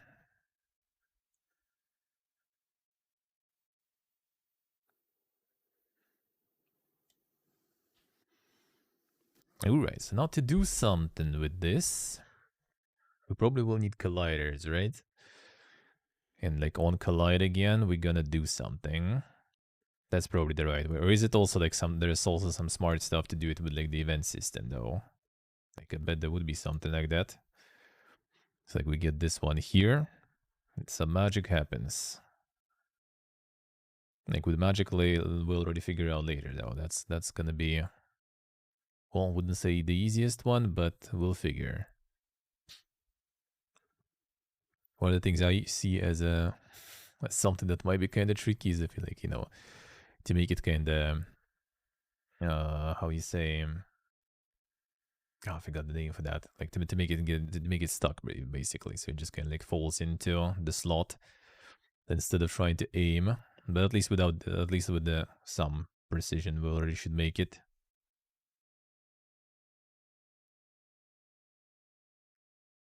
Fires a signal. All right, there should be some event system too. Then some also magic like this, like on drag thingy. I feel.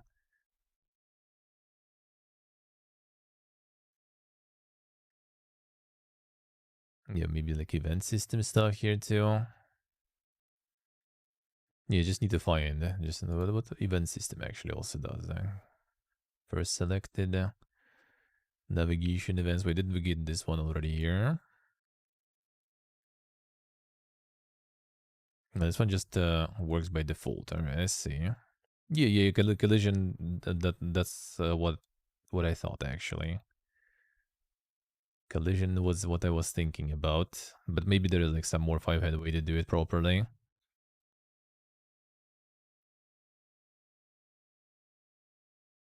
There is also the well, the one I was initially using also, the event trigger stuff. For example, we can have pointer enter, actually pointer exit, 2. I mean, technically that should work, right? Because, well, that we need pointer with the square though, not just pointer. That's the thing. So like if you get the square in, so I think it should be probably some collision then. Because otherwise you just get the pointer in and it works, right? And we don't want that. We want pointer with the squares. It probably collision is the way to do it here, I feel. Drop.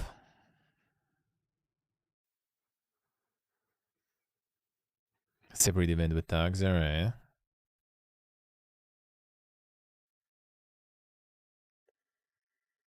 Initialize potential drag. Begin drag and end drag too.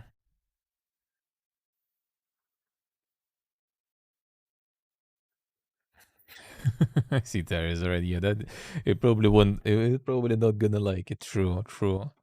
Well, I mean that actually like I think that's a good way to do it. The drag behavior like through event system like that sounds like it should be done. I feel that's a good one. I feel that's a good one. I think that's a good one. Thank you. But now we need to get how to do it. Like the collision is the easiest way. Collision is the easiest way. I'm not sure if it's like the easiest to comprehend, but maybe it's not the right way and not the easiest to implement.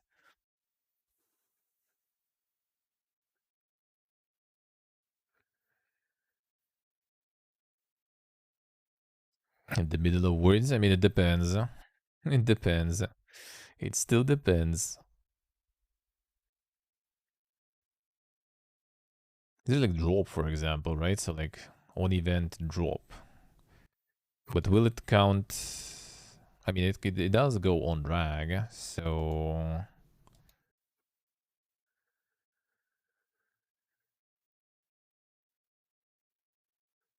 is it on drop then?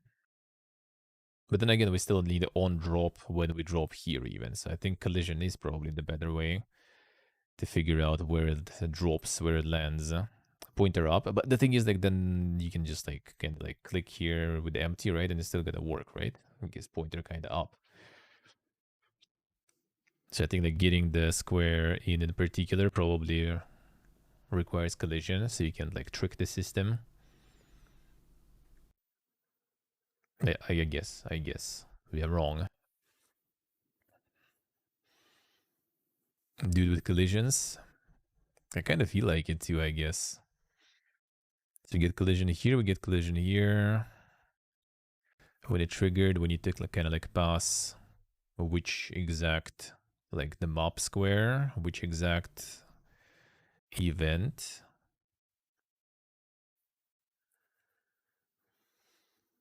Don't have to use any physics. How did we do the collision already? I forgot exactly.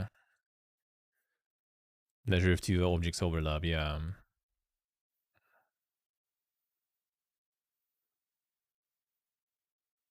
A box collider is trigger. The body is wasn't even needed there in the end.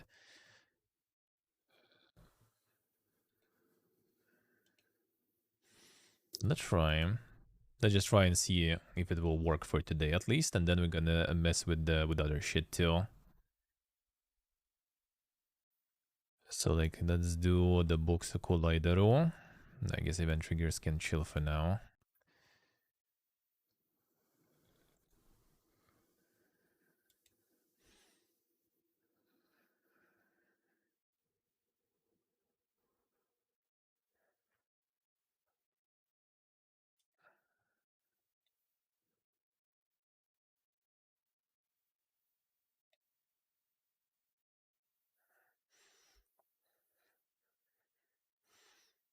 Not sure if we will need both. I think one is enough. How did we do with this one? Only one head, I think, right? Or at least one trigger. So we had this one.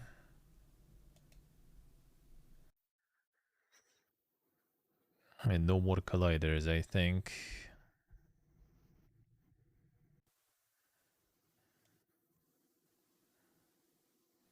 Yeah, no more colliders on this one there.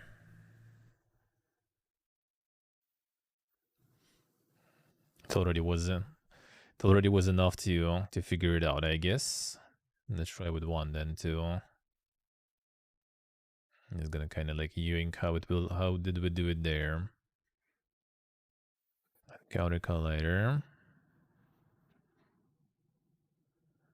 That was did we get it in the encounter handler?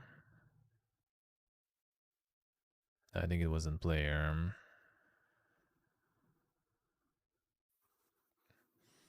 Already some stuff going PPA good there. Player stats. No.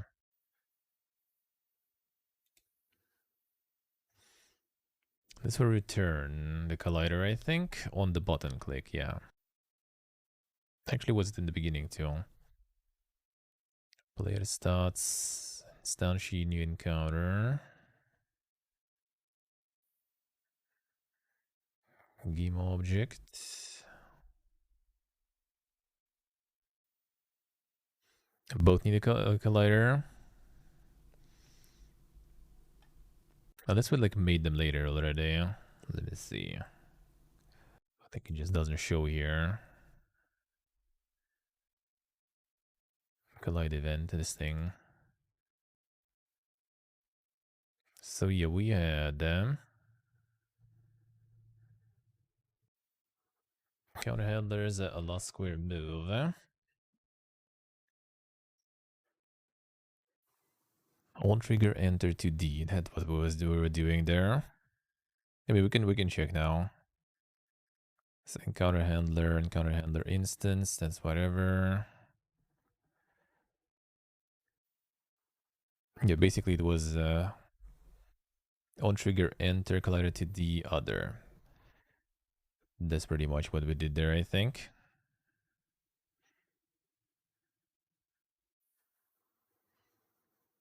Both need a collider.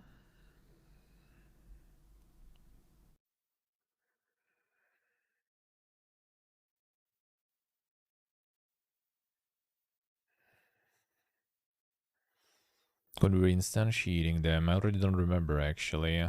Let me. We can check though. It probably is here, right? Encounters.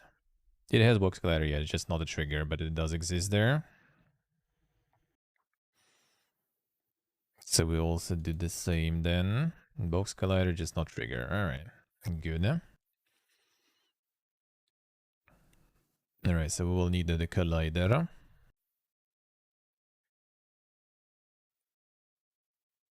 Yeah, that's kind of pretty much it, really.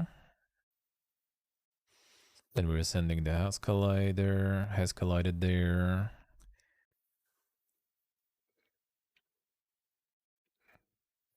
There's gonna be the event stuff. Yeah, they're enabled false.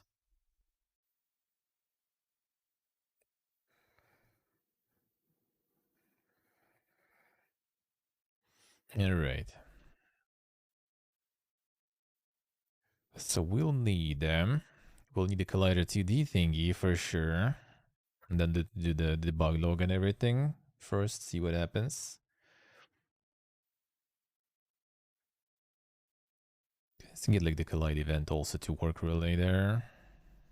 That one does too much stuff going on there, so I guess not that good. Yeah, fine, let's make a new one.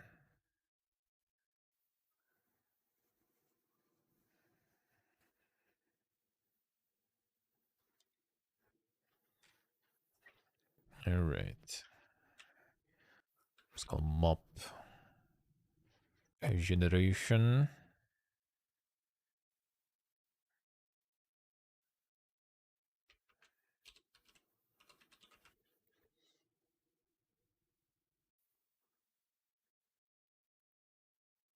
Now let's do this way.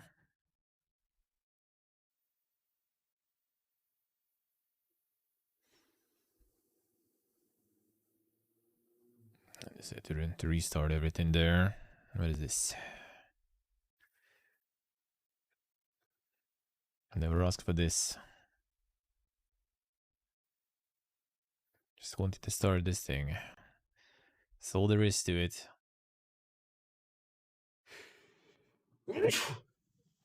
Oh, sorry.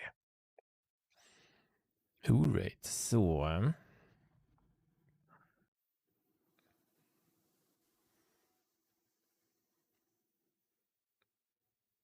did you remove this somewhere? Are we doing this? Oh, there it is. Alright, so Collider 2D. I guess Collider not the best name there.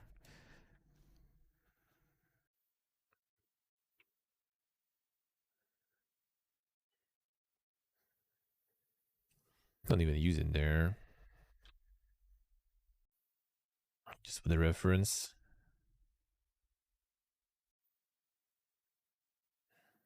Alright, fine. Let's call it differently then. Just in case. It doesn't like that.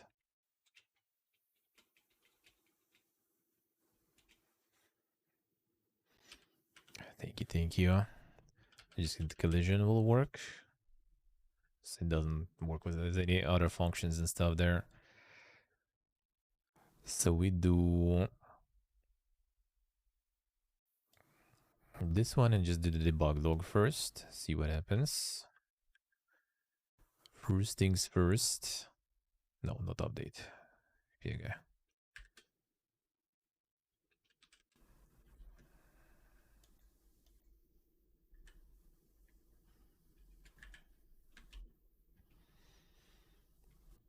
Do this way for now.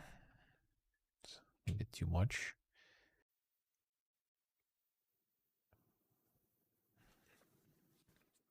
And then on Collider we did add, let me see. We did the reference into Collide event. So Collider player box Collider. That's what we put there. And that's the only one we did really. Okay. So let's do this way. And mob generation.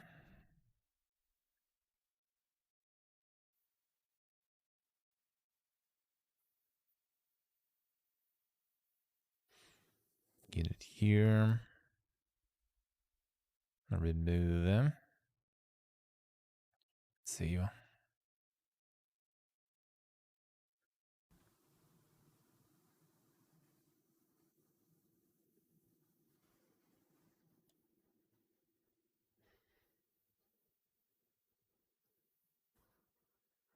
Alright, let's see if it will actually do anything there.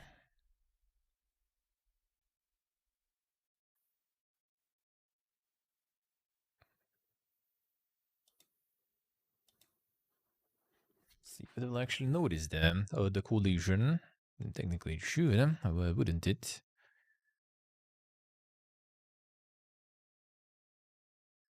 But it didn't. Alright. This one didn't. I think I didn't enable it on that one there.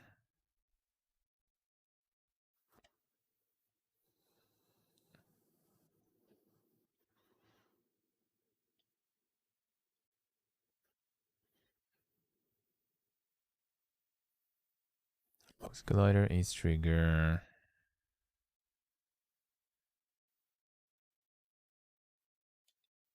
None, that should be fine. This also should be, and this one shouldn't be ace trigger. I think, at least it doesn't go that way in the previous time we did it. Alright, then something else is wrong here.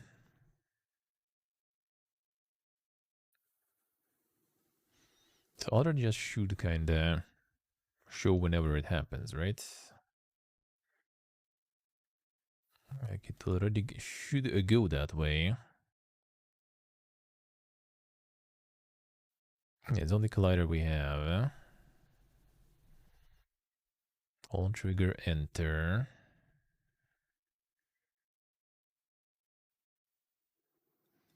Debug log order. That was working before. Well, I mean, it should actually even still.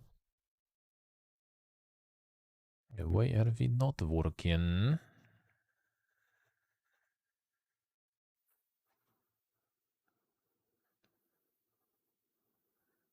Oh, yeah, the rigid body. True. The rigid body. That's what we don't have. I, for some reason, thought we actually didn't need it because it is there. on this one. Like, he's a rigid body we need for sure.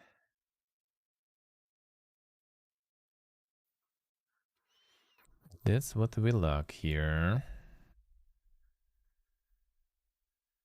Need to give it somebody.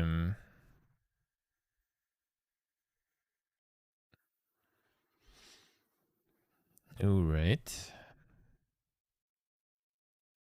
Actually, something was was it? I think even like static or something didn't work. Let me see, how did we do it last time?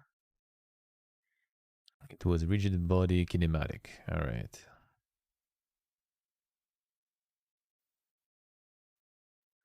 Alright. I already can see how we dealt with that stuff last time. Very useful. Because your dynamic, I think it was just kind of falling out of the screen. And it's gone.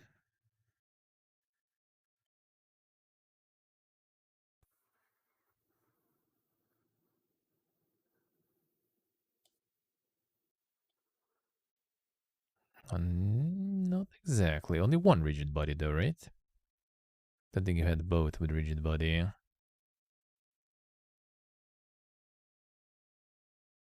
Don't think so, huh?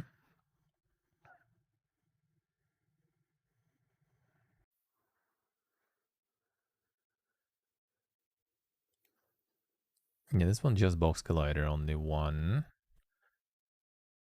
No triggers there, no rigid bodies here. Hmm.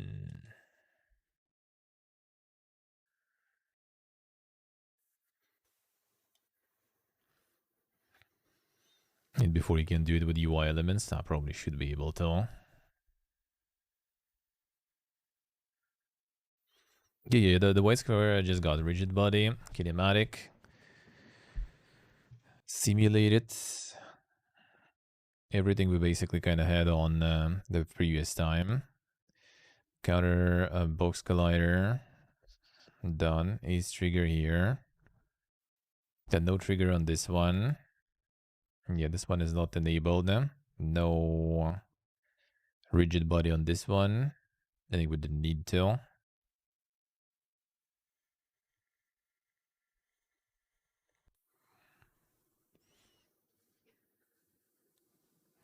Should be fine with UI elements.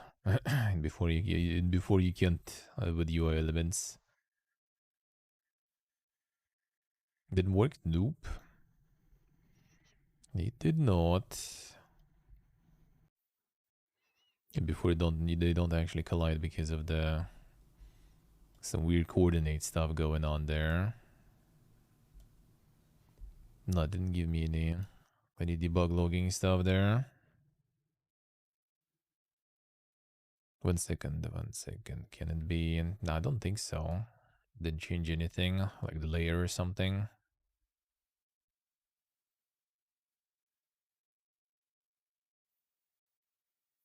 Positions on Z are the same.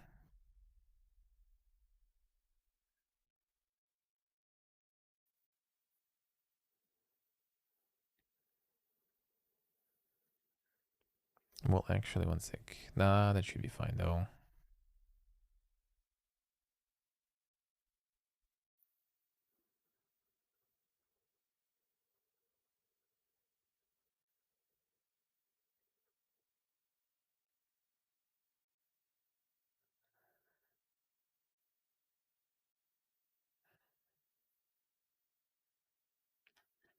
Okay, I forgot to do it properly there. Hello, hello. Anything new since last time, I guess. You could say so.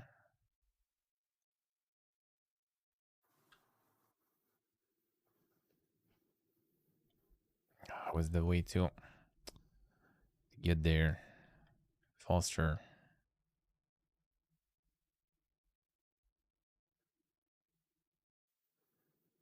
What's the way to do it fast? Just want to see. That's all I want. I mean, it should be right though, but is there a way to do it properly.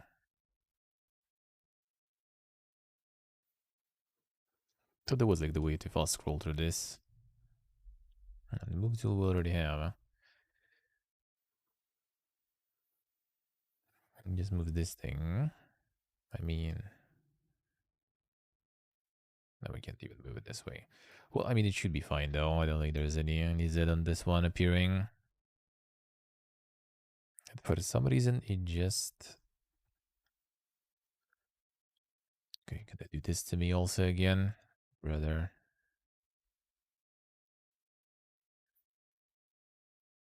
What are you even doing? Back to normal. Rabbi. Dude.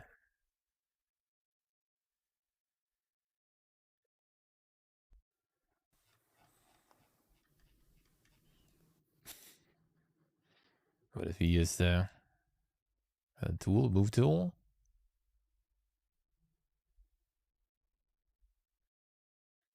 What are you running?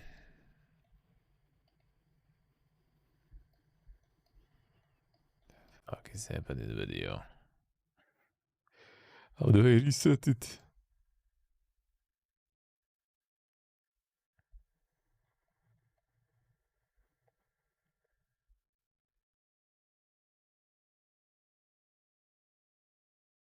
Alright, that's a bit better.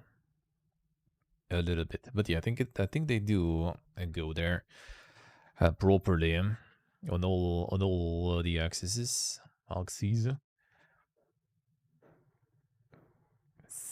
So why are you not colliding then?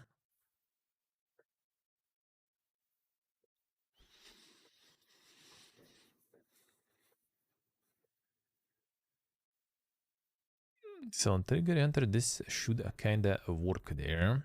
Clarity decollision. We did add that to the reference. Did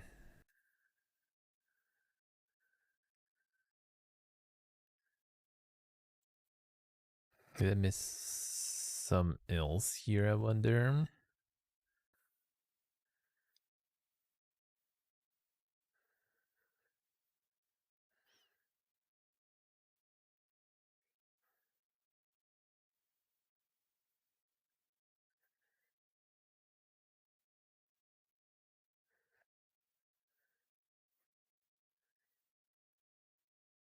Yeah, it doesn't show here for some reason. Here it works. Well, this one, it does not. I feel like I probably derped something there. I wouldn't be surprised. It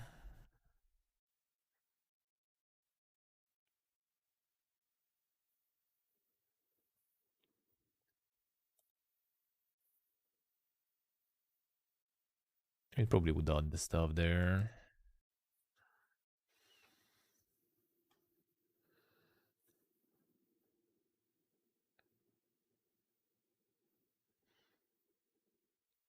See, it doesn't collide, or this one is somehow creepy again.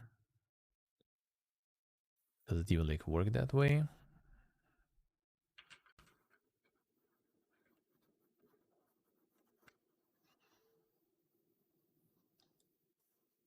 Let me see, maybe there's something specific there.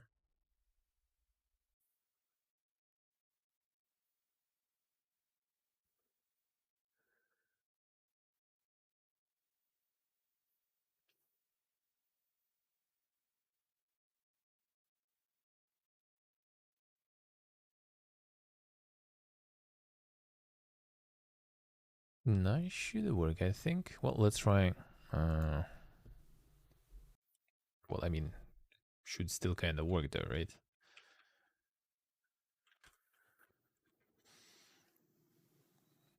Probably, I would assume. Then shouldn't really make a difference. Like if it works, then other would be in there. Other one also rigid body. I mean, we could try. I think both need it. Actually, it says both elements you need to. Let's see here. So maybe that's the case. Yeah, we could try. We could try, but yeah, but I don't know what's the reference point, Latvian. What it exactly do? Yeah. Oh no, that works actually. Wait, what do you know? Why do you not go the other though? It only goes once too for some reason. Actually, no. Oh, wait a second. Can it be some sort of like a very specific point that actually is colliding?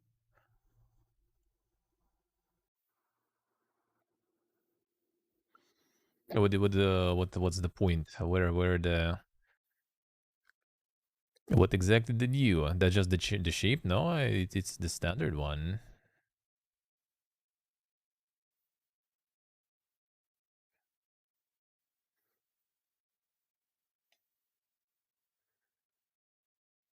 Come on, where was it?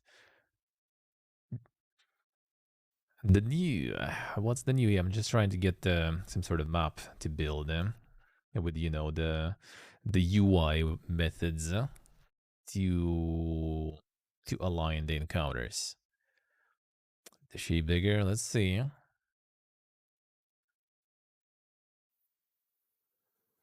Not the shape, but giga small. Think so. I think I checked even specifically. This one, right? Edit collider. Chose this is with green, right? So wait, is that in the middle of the box? I thought that's like the whole border there. No. Wait, is it? Wait, it is actually, brother. I thought it like automatically got there. Well, that's a scamaza. Oh no shit then.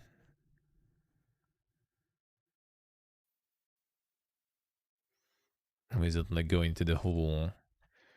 Check the size in the inspector. No, yeah, this one. The size. Well, yeah, seems like it.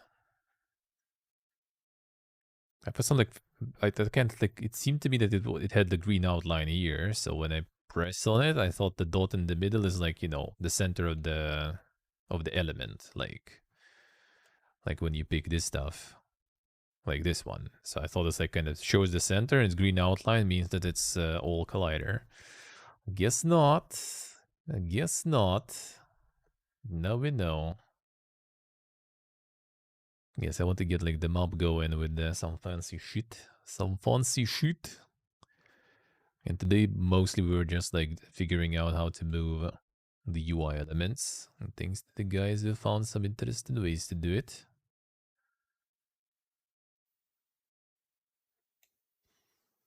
It's way harder than I thought it would be. By default, it should place the collider on the edges. That's the thing. I didn't touch that. Maybe because it's a UI element or something. It just kind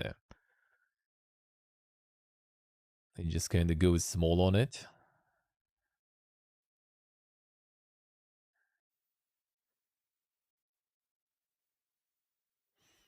Yeah, that's the UI collider. Yeah, because UI elements are actually easier to move, and UI elements actually have like all the dink UI event system. So we went with moving that.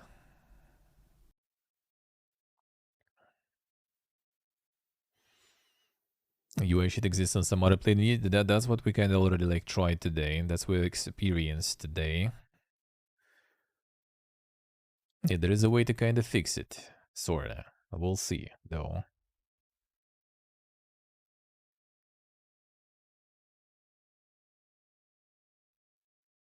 Yeah, that works. That works fine. Collider on the UI element. So this is gonna be like encounter 1. This is gonna be mob slots of all kinds, and we just put the encounter 1 here. So we know what kind of encounter gonna be the first one, You can like imagine a like loop hero, just without the loop, sorta. Maybe with some more extra logics and everything behind this stuff with the map. So you can put like some in all those, and it's just gonna pass which kind of encounter goes where. So we're gonna have like multiple of one.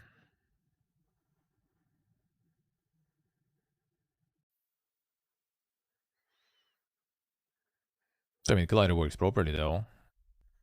Everything works properly. That's the thing. Moving the objects is actually harder than moving UI. Like UI is super easy to move.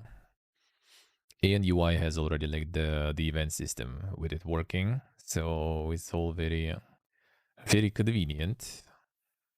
Like I started with the object and then I realized that shit is actually kind of not that simple to make things move. Just to move even. And UI actually ended up working just fine. Well, I mean, it still took like 1.5 hours basically to make it move properly, because first it was moving too fast and then it was moving too slow. But in progress, guys, taught me some interesting stuff. Can just change the coordinates and update. Well, on drag and everything, though, that's the problem. I mean, you can, yeah.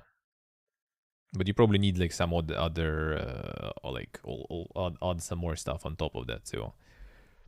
For UI element, you just need, where was it? Where was it here? Already disappear here. Didn't do it in create character. The UI move thingy. I'm removing my scripts from here.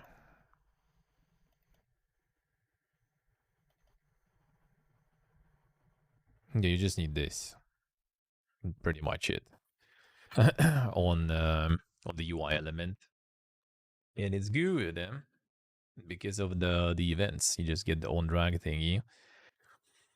And you use the canvas scales thingy, so if you have different screen sizes, so that's something good that we might need to use in other situations still, because the canvas scale is a little bit of a special stuff. But yeah, it all works, and collision work fine, so that means we already can get all the functionality out of it.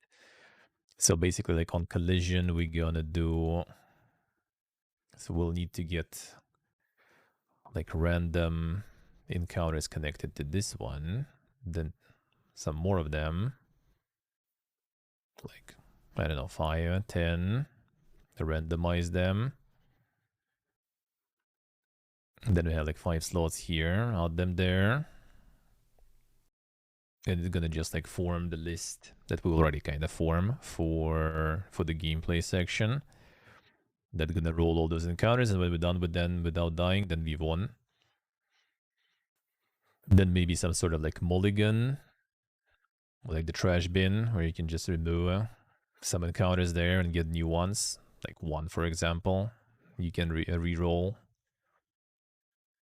Then maybe also adding some effects to the field, but that's already gonna be like later. That's already Dinker stuff, but we'll get there.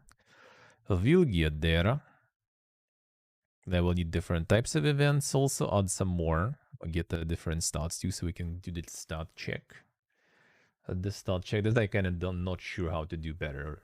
I think it might actually be better instead of like forming those windows that we do right now when encounter happens, to maybe like make some already pre-made windows and just enable them for some specific events that only have like stat check, for example, or something.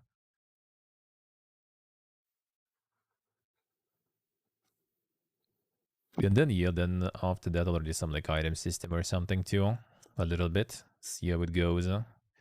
Some sort of relics or something, weapons, that kind of stuff.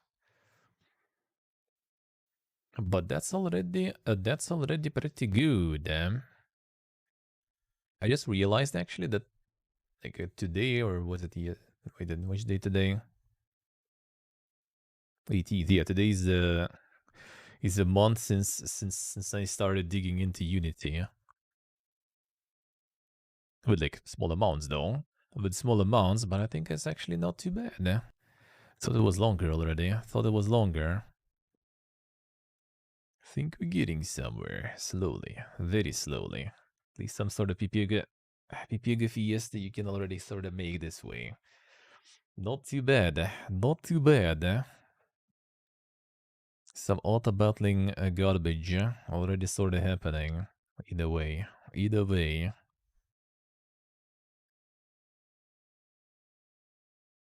So next time, tomorrow. And tomorrow, yeah, tomorrow let's try to attach events to these cards here. Gonna clone some more here. And then we're gonna see. One thing that will be kind of nice to do, but that will be probably kind of more tricky,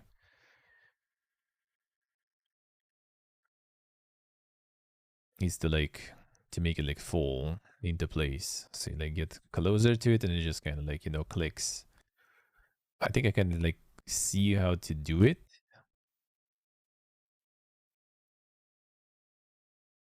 Actually, let me see how it works exactly.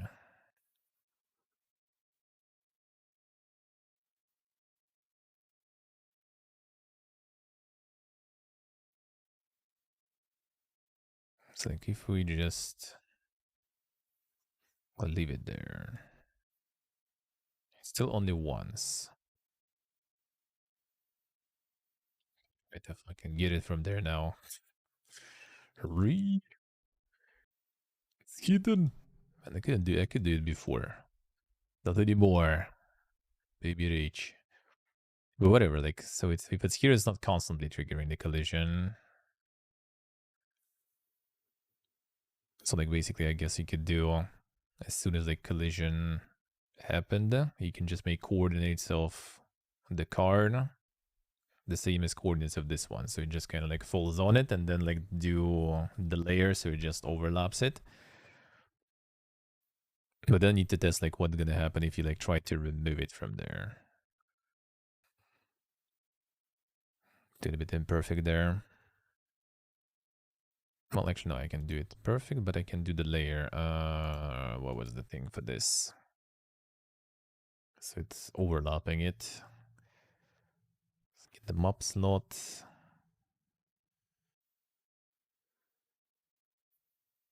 Is it this layer thingy? There was a better way to do it, I forgot already.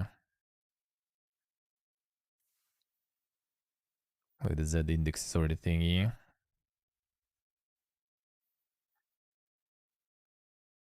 So just make it like on the background there. I mean, you can do it through here, but I think that's not the right exactly way.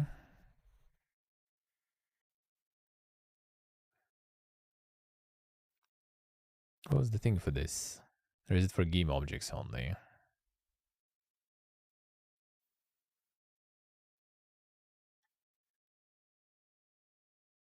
Or do I need to do this layer? I want this one to overlap on top of that. There was some way to do it before. I just want to get this one to have like higher priority in terms of layers. Yeah, the sorting of layers. Is this only this layer? Because I thought there was like some other stuff. I thought there was other way to do it, but maybe I'm wrong. I thought there was another parameter somewhere because I was messing with that before already, but I don't remember. Don't remember what it was. It. Yeah, there should be something kind of like the Z index thingy, the little HTML stuff, but I don't remember where was it. Because it should be some another transform. It's the icons, the ground and the player. Let's see, could be.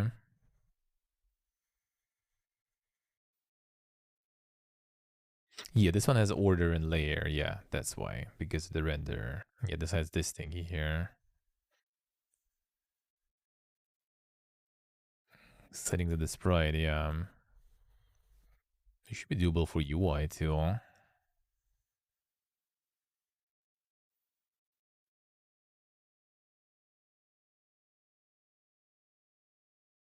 Yeah, that's the image. Maybe that's why. That's the padding, that ain't it.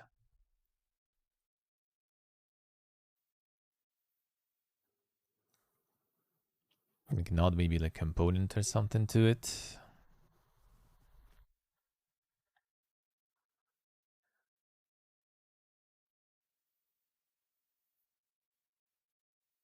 Let's try.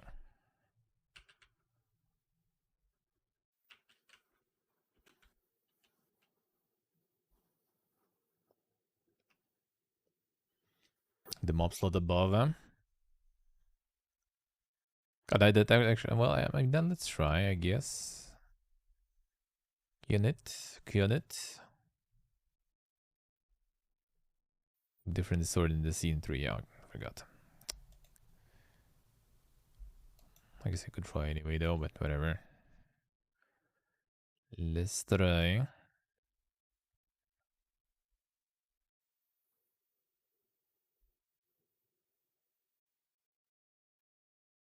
Alright, yeah, that actually does work. Alright. It's like, what if we leave it here? Well, it doesn't really matter, but whatever. So other interactions don't work until we kind of like completely leave the collision, right? That's good. I was thinking about how to do. So like when you go this way, you just kind of, well, that's gonna instantly kind of work.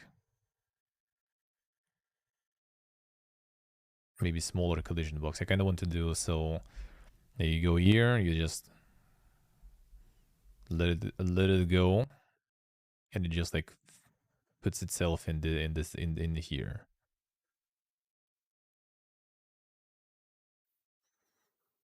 So you're just gonna like overlay completely and take over the slot. I think is that maybe not the best idea. I was thinking like as soon as like collision happens, you just kind of like get the coordinates to equal, but then just gonna like move it, and it's gonna be weird, especially if you're still dragging it. That will be kind of weird.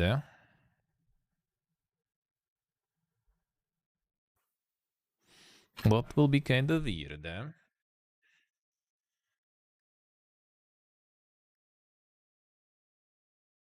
So I guess you need to like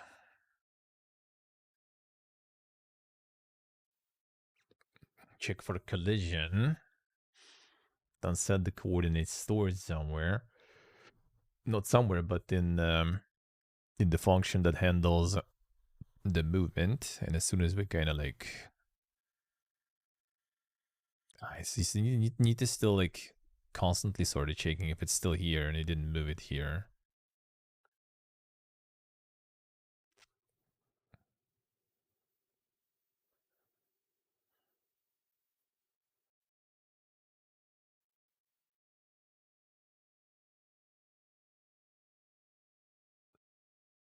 Yeah, true. No, I think we need to do it on the collision check. So like collision check, and then if we leave, if we release, and collision check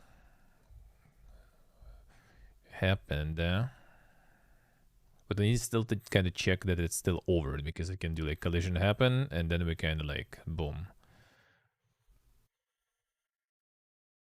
Yeah, it doesn't check constantly, so like we can move it away and it still, we release it and it still goes there. So we still need to kind of, I guess, check like coordinates or something overlap.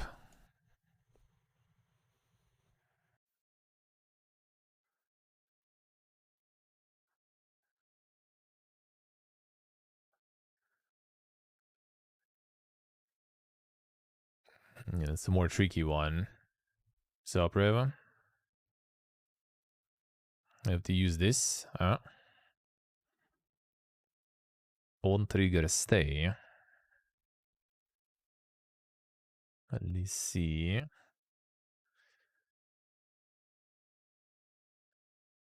Upwards force to all rigid bodies that enter the trigger.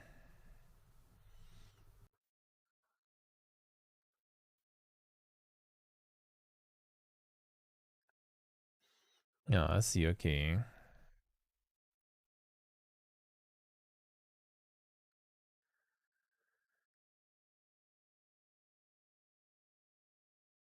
Wait on trigger, stay collider, other. I see, alright.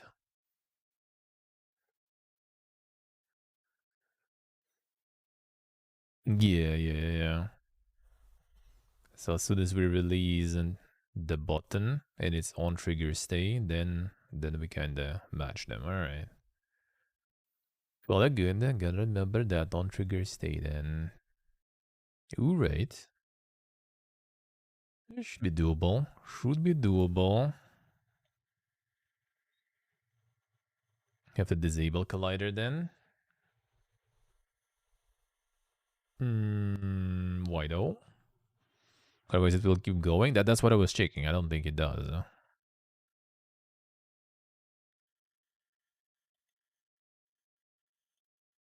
Like if we just leave it here, it just happens once only. So like as long as we're like in here, it's good. On trigger stay will though. Yeah, that's true.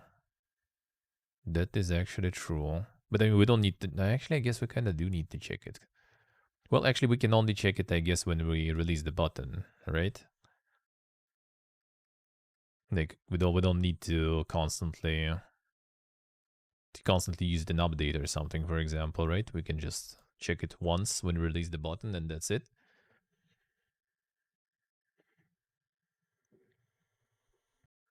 Because like otherwise, it's gonna be another Fiesta. So like we're gonna disable it, but then as soon as we pick it up again, if we decide to move it somewhere else, then we need to enable it again for another round.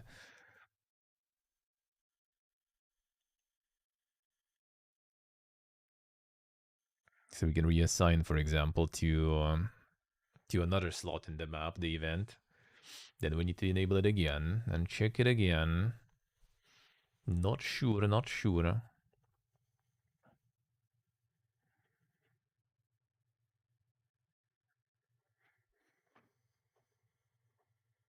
But we'll see though. We'll see though. Like if we don't put it in update, I think it doesn't matter, right?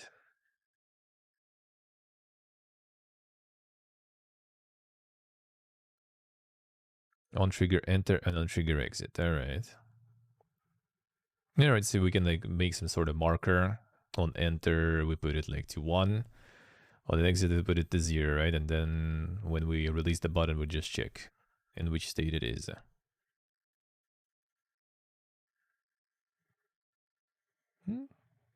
Yeah, that might be better. That might be better.